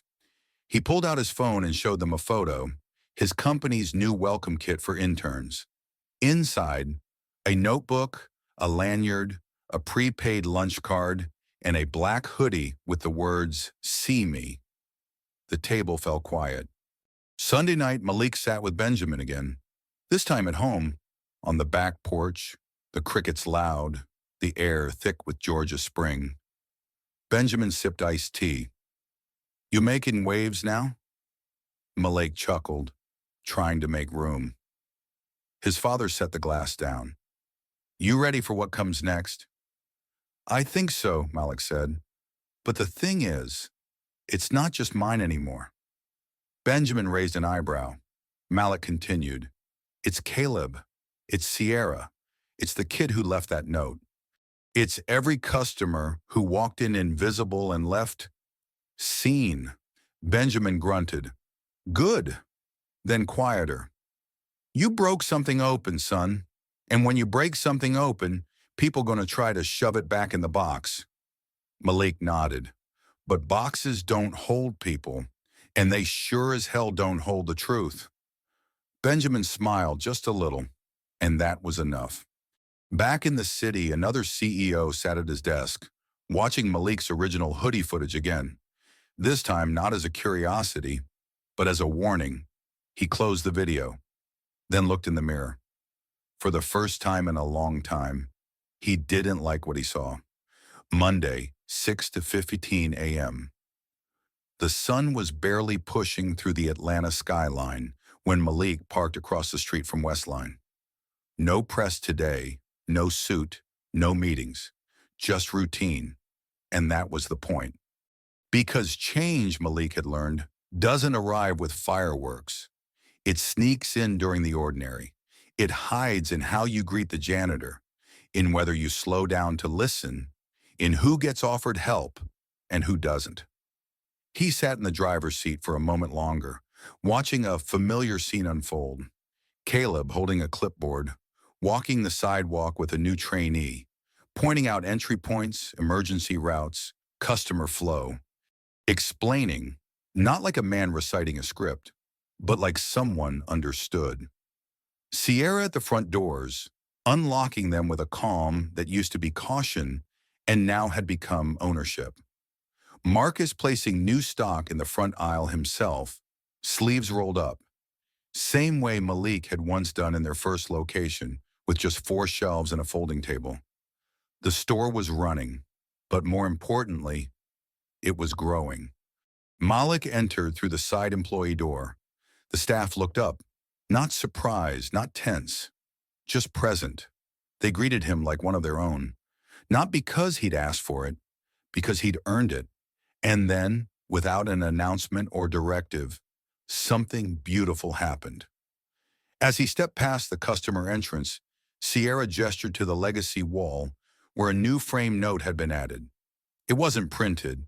It was scrawled in thick marker, black ink on cardboard. It read, "This isn't a story about a black CEO. This is a story about what happens when silence ends." Submitted anonymously, 428 to 25. Malik read it twice, then turned to Sierra. "Do you know who wrote it?" She nodded. "I do," he smiled. "Good. Don't tell me." Across the country, other stores began calling it the hoodie policy, not officially, but in whispers, in Slack channels, in group texts between retail workers who felt like they'd seen themselves in Malik. Some stores in rural counties quietly reached out for help rewriting customer engagement policies. Others started asking their own employees for anonymous stories of bias and moments gone unseen.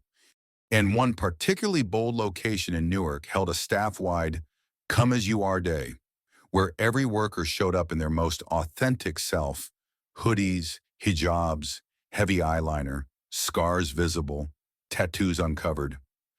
Customers applauded, but not everyone clapped. In a last-ditch effort to salvage Brightbox's plummeting image, their CEO published a full-page ad in the New York Business Journal. "We serve all people, not politics. We sell goods, not guilt. Let Jordan Supply play hero. Real leaders stay focused on profit." Within minutes, screenshots of the ad went viral, and the backlash was brutal. One reply said it best: "If profit means I don't matter when I walk in, I'll take my money to the hoodie guy." That Friday, Malik stood before a group of new hires at HQ. He didn't read from a script, didn't give the usual onboarding pep talk. He just told a story, not about the fall, but about the choice that came after. "You're going to mess up," he said. "You're going to walk past somebody one day and not realize what you missed. But what matters isn't the mistake. It's whether you pretend it didn't happen or whether you stop, turn around and say, 'I see you now.'" A pause. A silence so deep it pulsed in their chests. Then Malik leaned on the podium, more teacher than titan. "That's what this place is about. Not perfection, just truth, with a spine." That evening, as Malik locked up for the night, he passed a young man walking in with his mother. Nervous, fresh apron folded under one arm, he held the door for them, nodded, stepped aside. The kid blinked twice, then whispered to his mom, "That's him. That's the guy." Malik kept walking, didn't turn around, didn't need to, because in that moment, he knew. His name didn't need to be spoken. The story had already been passed on. Columbia Business School Lecture Hall. See Tuesday, 3:14 p.m. The lights dimmed. A soft click echoed as the projector flared to life. On screen, a grainy still image. A man in a black hoodie, hands in his pockets, standing at a retail counter, his expression unreadable. Underneath the frozen frame was a single caption: "Can you help me?" The students shifted in their seats. Future executives, consultants, analysts, all raised in boardrooms before they'd ever set foot in one. But today they were students of something more elusive: power without volume. Professor Eloise Harmon turned to face them. Mid-40s, sharp voice, sharper mind. "This is Malik Jordan," she began, gesturing to the screen. "You know the video. You've seen the headlines. But what I want you to consider is this. He didn't change policy through profit. He didn't lead with metrics. He didn't scream. He stood still." Click. The video began to play. 7 minutes, no music, no editing. Just raw security footage.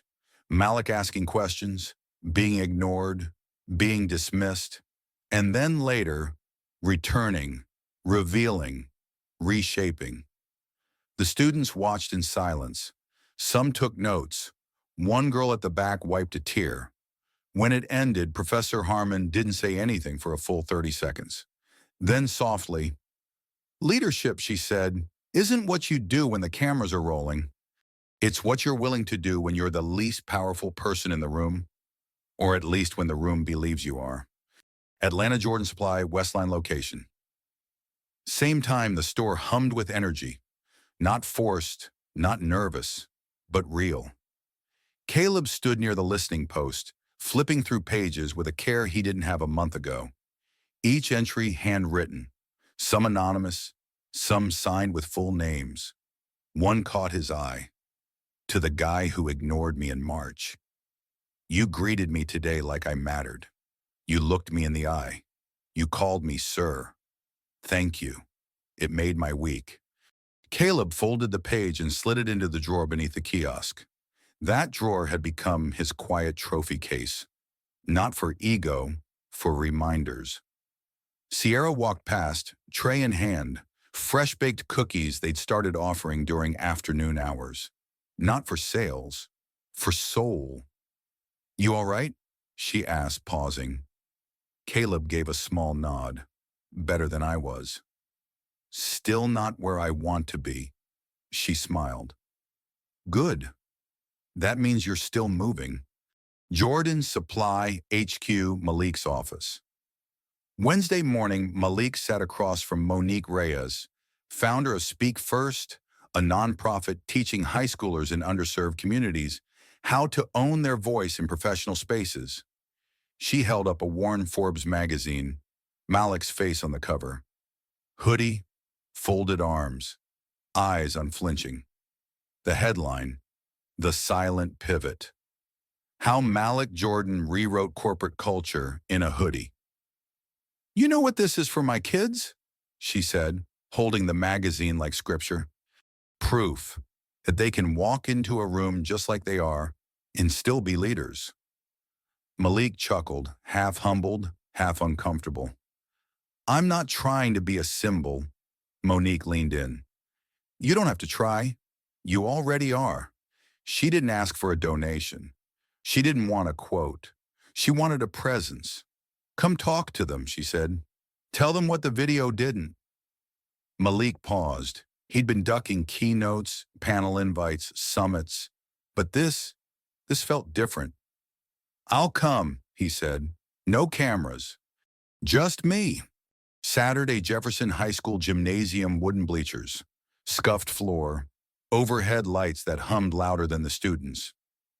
Malik stood in the middle of the court, hoodie on, microphone in hand. The crowd was a mix of teenagers, some nodding, some side-eyeing, some pretending not to care. He didn't give a speech, he told a story about invisibility, about what it meant to be treated like background noise in a place you built, about how power isn't always loud. Sometimes it's choosing not to become what they expect. Then he said this, some of y'all are going to walk into rooms that think you're nothing. Let them think it, then speak, not with rage, not with fear, but with truth that don't shake, and watch what happens. The mic cracked gently in the silence that followed. No claps at first, just stillness. Then one student stood, then another, until the room full of kids taught never to clap first rose together. Outside the gym, Malik sat on the curb, hands clasped, breathing in the spring air.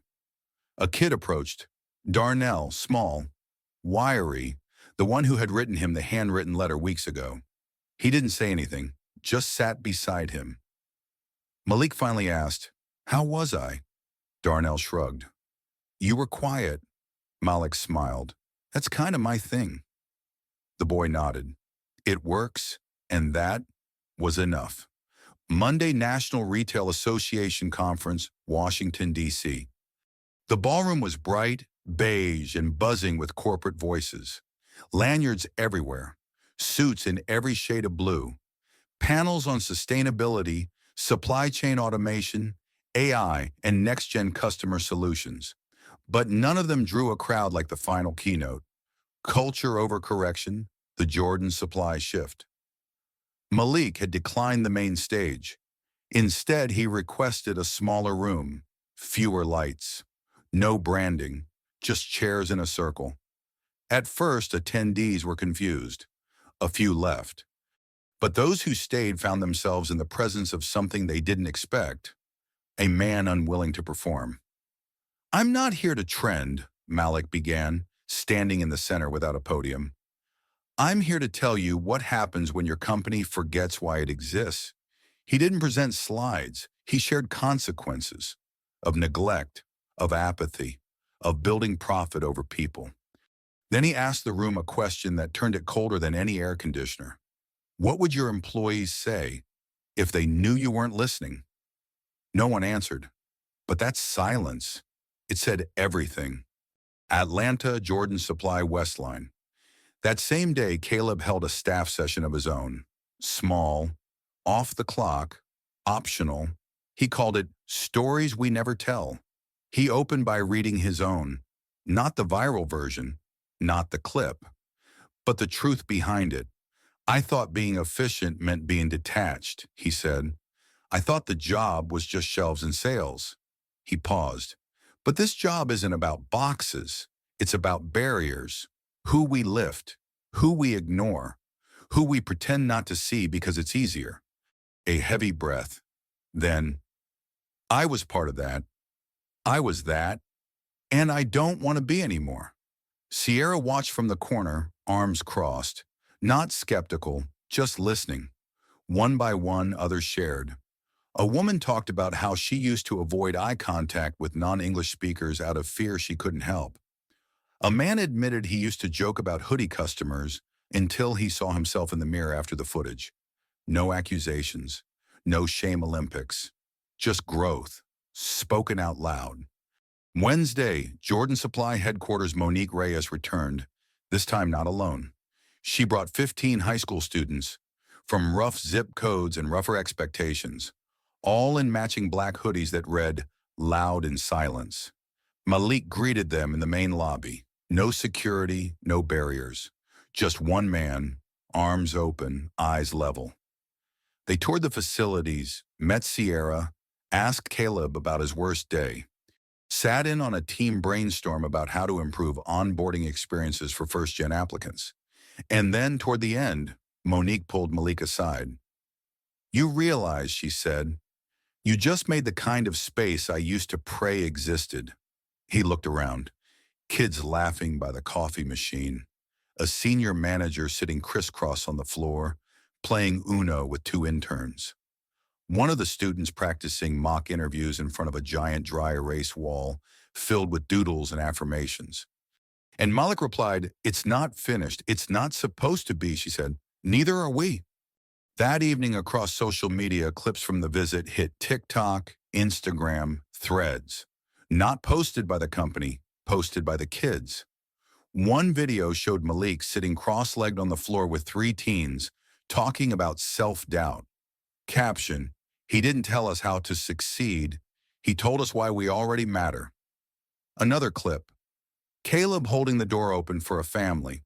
He used to ignore people like us. Now he trains people how to see us. The content didn't trend, but it stuck. In a time of noise, it lingered. Later that night, Malik walked the quiet floor of HQ alone. He paused near the legacy wall. A new letter had been pinned. No signature, just bold handwriting. "I came in here thinking this company was lucky to survive the backlash. Now I see the backlash was lucky to happen because it made you become what you always claimed to be." Malik read it twice. Then for the first time in weeks, he laughed. Not from amusement, from relief. Because he finally understood something. The lesson wasn't just about who you hire, or how you train, or what you wear. It was about what you're willing to lose, to become who you're meant to be. Friday morning, a middle school in Decatur, Georgia. The hallway smelled like pencil shavings and cafeteria fries. Malik waited quietly outside room 106. The words social justice and storytelling painted above the doorway in uneven brushstrokes.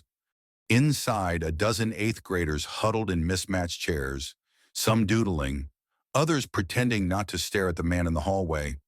The man they'd all watched on YouTube, in class, in silence. The door creaked open. The teacher, Ms. Carter, smiled. They're all yours, Mr. Jordan. He stepped in.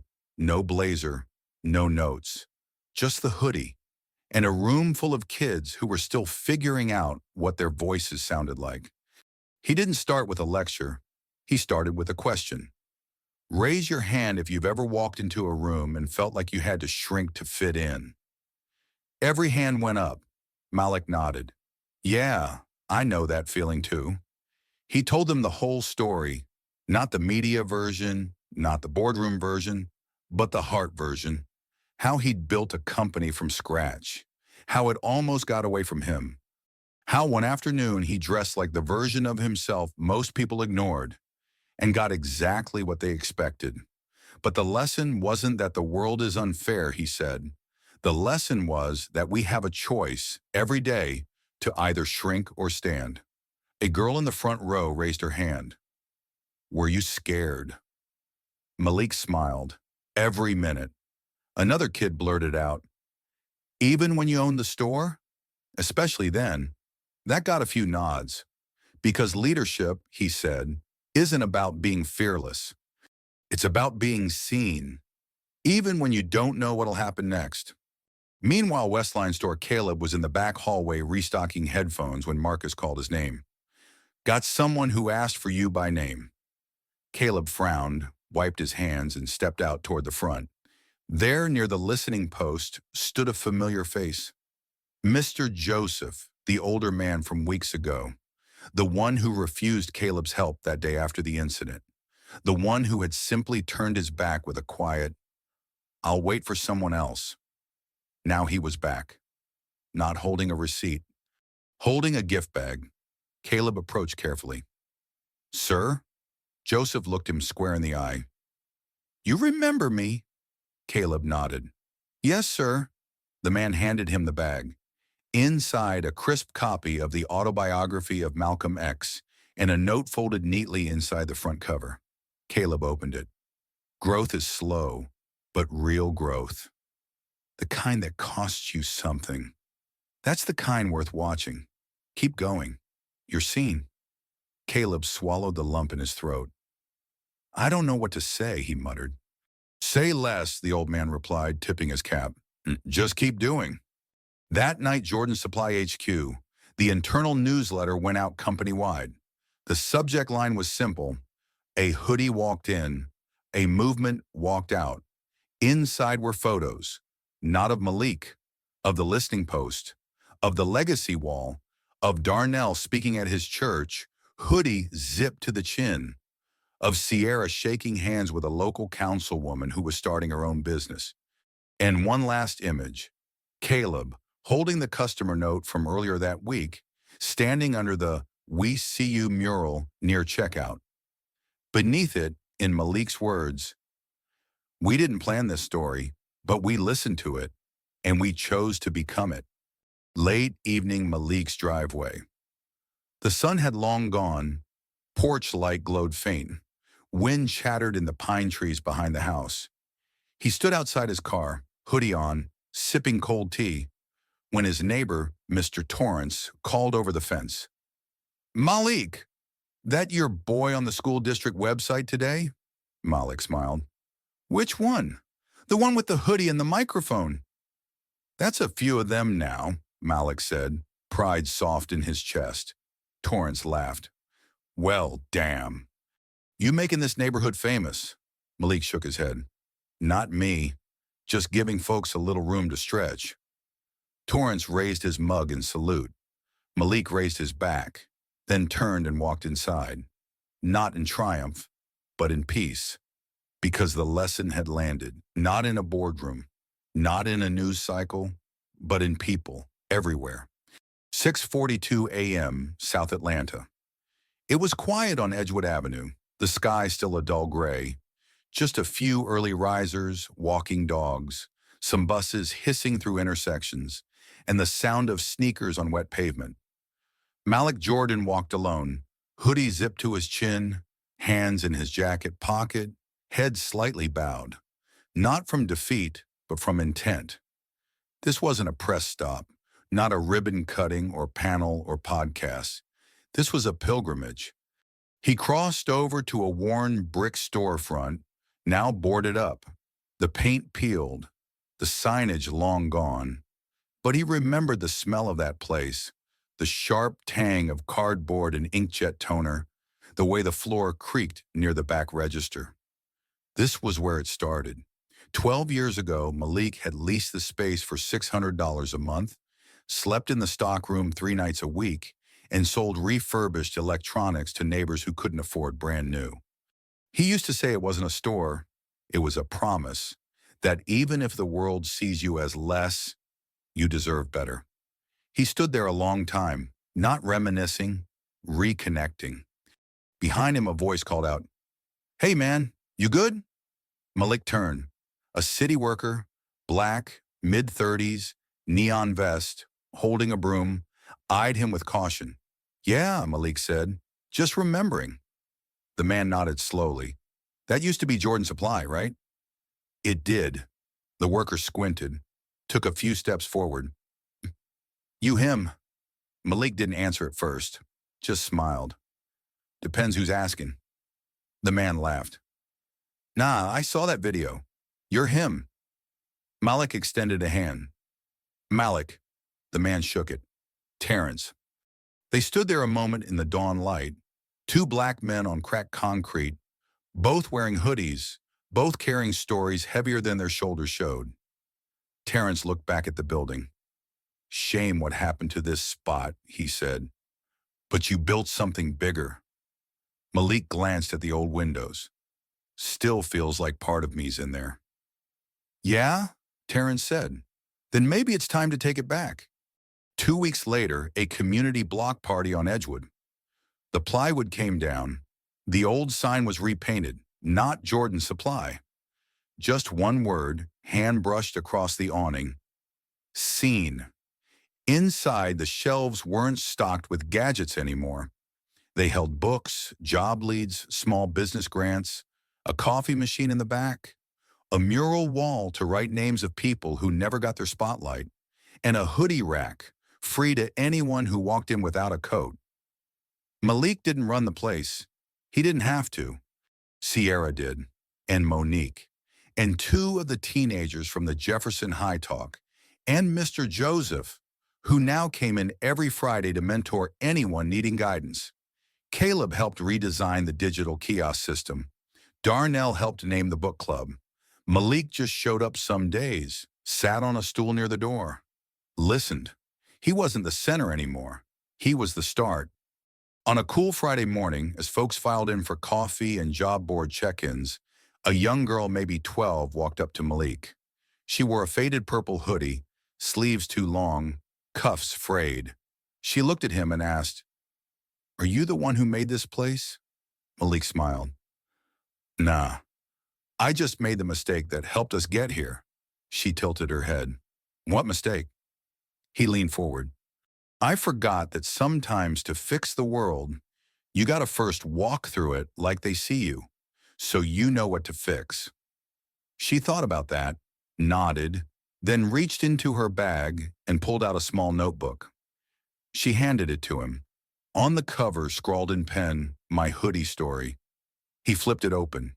The first page said, "They looked at me like I was a problem, but I know I'm a story." Malik looked up. His eyes didn't water, but something in them shimmered. "You keep writing," he said. "One day, someone's going to need your words more than you'll ever know." She beamed. "I will." He stood outside that day, watching the block fill with life. Black and brown, young and old, suits and hoodies, handshakes and hugs. No flash, no fame, just truth walking around in bodies like his. And Malik? He turned down the sidewalk. Alone again. But not really.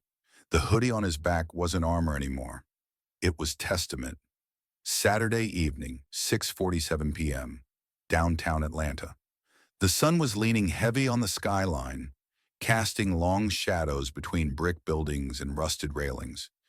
On a rooftop nearby, a group of local high schoolers set up folding chairs and a cheap projector on a blank white wall. The air smelled like fresh popcorn and hot sauce. They called it Hoodie Stories Night. No sponsors, no PR. Just students with journals, phones, and voices, each wearing a hoodie in a different color, style, and shape. The rules were simple. One mic, 5 minutes, all truth. A girl named Bria stepped up first. Deep brown skin, box braids wrapped in gold thread, oversized hoodie that once belonged to her cousin. I wore this to a scholarship interview last month, she said. They told me I looked unprepared. I told them I came with ideas, not a costume. She didn't get the scholarship, but she got the room silent.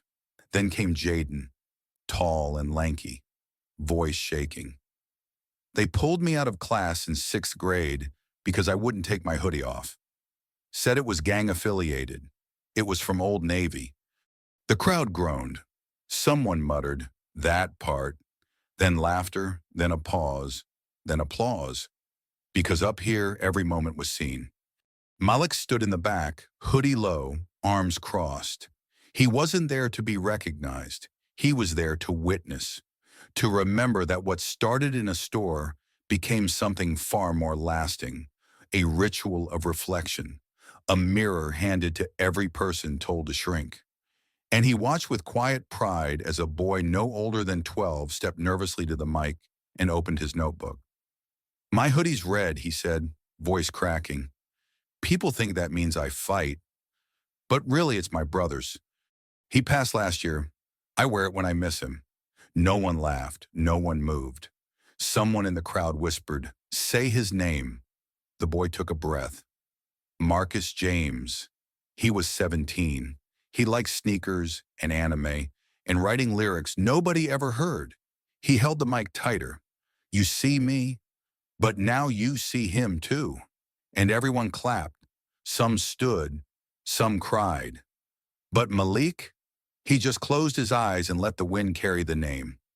Back at Scene, the community space on Edgewood, Sierra and Caleb were hosting an open discussion night. No theme, just chairs in a circle and one question on the wall. What did the world teach you to hide? Caleb went first. "I used to hide my softness," he admitted. "Tried to act like nothing touched me, like being cold meant being professional."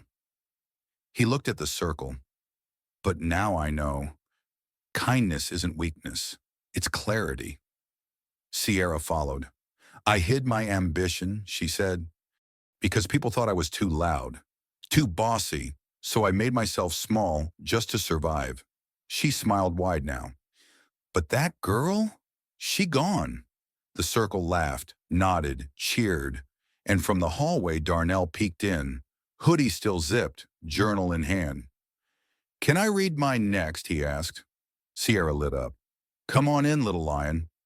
Across the country, the ripple reached farther than anyone predicted. In Oakland, a teacher turned the hoodie story into a semester-long curriculum on identity and justice.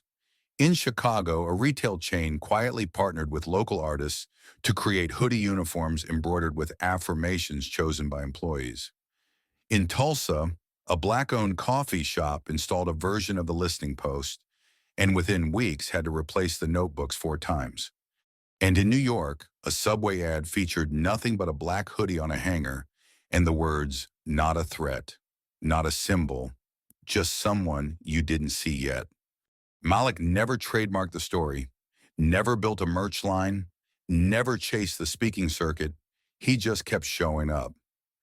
Sometimes with Darnell, sometimes with Terrence from the city crew, sometimes alone, hoodie pulled tight, standing quietly in the back of whatever room needed listening more than talking, because the work wasn't about a single voice. It was about making space for thousands. And the hoodie, it kept walking. Through schools, through courtrooms, through job interviews, through front doors that used to lock at the sight of one. Because what had once been used to hide identity was now a flag, a mirror, a statement. That said, "I am here.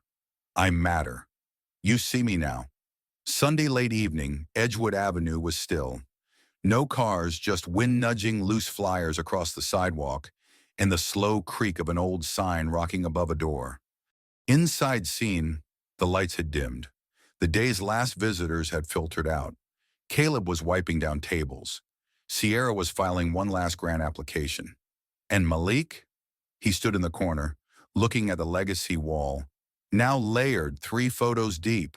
Stories stacked on stories, 100 names, 1,000 voices, some written in perfect cursive, others in pencil, barely legible. In the center of the wall was one frame, simple black border, plain white sheet. A single quote: "The hoodie didn't make them afraid of me. It made me visible long enough to see who they really were." Anonymous Malik stared at that frame for a long time. Then slowly he reached up, unzipped the hoodie he'd worn nearly every day for the past 6 months, and draped it over a hook just beneath the quote. He stepped back. Sierra turned from the desk. Her eyes widened. "You sure?" He nodded. "It's not mine anymore," he said. "It belongs here now." Outside, the sidewalk was damp from a light spring drizzle. The sky above Edgewood was velvet black, broken only by the orange haze of street lamps and the soft hum of Atlanta's heartbeat. Caleb joined him as he locked up. "You leaving town again?" he asked. Malik nodded. "Couple days. Heading to New Orleans. A new store's doing something bold. Thought I'd go listen." Caleb hesitated, then offered a folded slip of paper. "A kid left this at the counter. Said it was for the guy who started the hoodie thing." Malik opened it. Crayon on notebook paper. "Dear Hoodie Man, I wore mine to school and didn't take it off even when they told me to. I said, it's my voice now." Nobody laughed. One girl clapped. Malik folded it, tucked it into his pocket next to Darnell's letter, next to Mr. Joseph's note, next to 100 reminders that the world doesn't change by accident. It changes because someone stayed long enough to witness the hard parts. "Thanks for holding it down," he said to Caleb. Caleb shrugged. "You showed us how." Malik turned to go, walking slow, steps even, the night folding around him like a song. And then, halfway down the block, a young man jogged up behind him. "Mr. Jordan?" Malik turned. The kid looked maybe 20, nervous, hoodie too big, shoes too clean. I wanted to say thank you. I didn't think people like you existed." Malik smiled gently. "They don't," he said. "Not at first. You got to become it." 3 weeks later, somewhere in Oakland, a young woman stepped into a bookstore and bought her first copy of The Autobiography of Malcolm X. At the checkout, the clerk, wearing a Jordan supply pin on her hoodie, asked what made her pick that one. The girl said, "Some man came to my school. Didn't talk like a preacher, just sat with us. Told us we didn't need permission to matter." The clerk smiled. "Yeah, I know that man." A month later, Baltimore, a group of teens installed a new listening post in the back of a barber shop. First note written? I used to think nobody cared what I thought, but now someone's asking. So here I am. 1 year later, National Archives, Washington, D.C. A small display case was unveiled.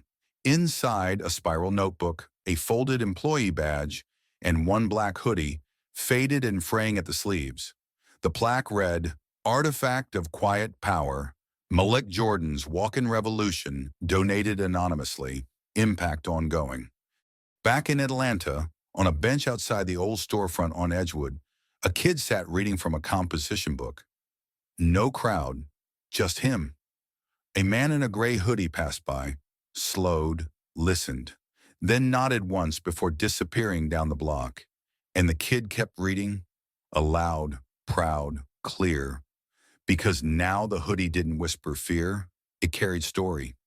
Maybe you've heard 100 stories about black men in hoodies being misunderstood, but the story you just watched? This wasn't just a misunderstanding, it was a wake-up call. Because in today's world, you can be the CEO of a multi-million-dollar company, a community leader, a father, a builder of something real.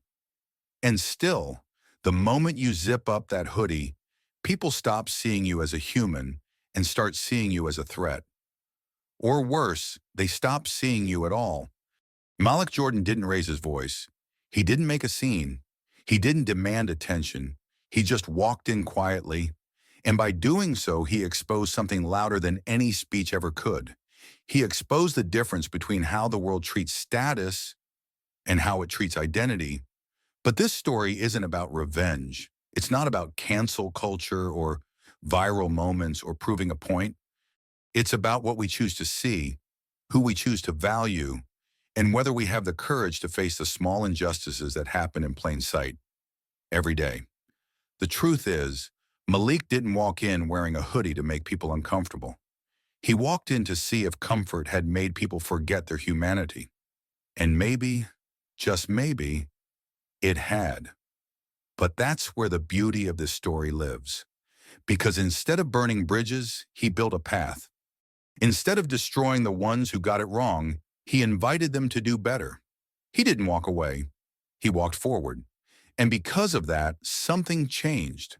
Not just in that store, not just in Caleb, but in Sierra, in Darnell, in the people who saw themselves in a place they were never meant to feel invisible. It sparked a movement that had no fancy logo, no slogans, just a hoodie, a truth, and the quiet conviction that everybody deserves to be seen. So if this story moved you, let it move through you. Ask yourself, who are the people around me I've overlooked? What do I assume when I see someone dressed differently? What kind of culture am I contributing to? At work, at school, in my home? And if you've ever been that person, the one judged too fast, dismissed too easily, silenced too often, know this: you are not alone. You are not the problem. And your story matters more than they want you to believe. Subscribe for more stories that speak without shouting. Like if you've ever felt unseen, share this story with someone who needs to remember. Dignity isn't worn, it's lived. This is Silent Power Stories. And we don't raise our voices to be heard. We walk in, quiet, proud, and ready to be seen.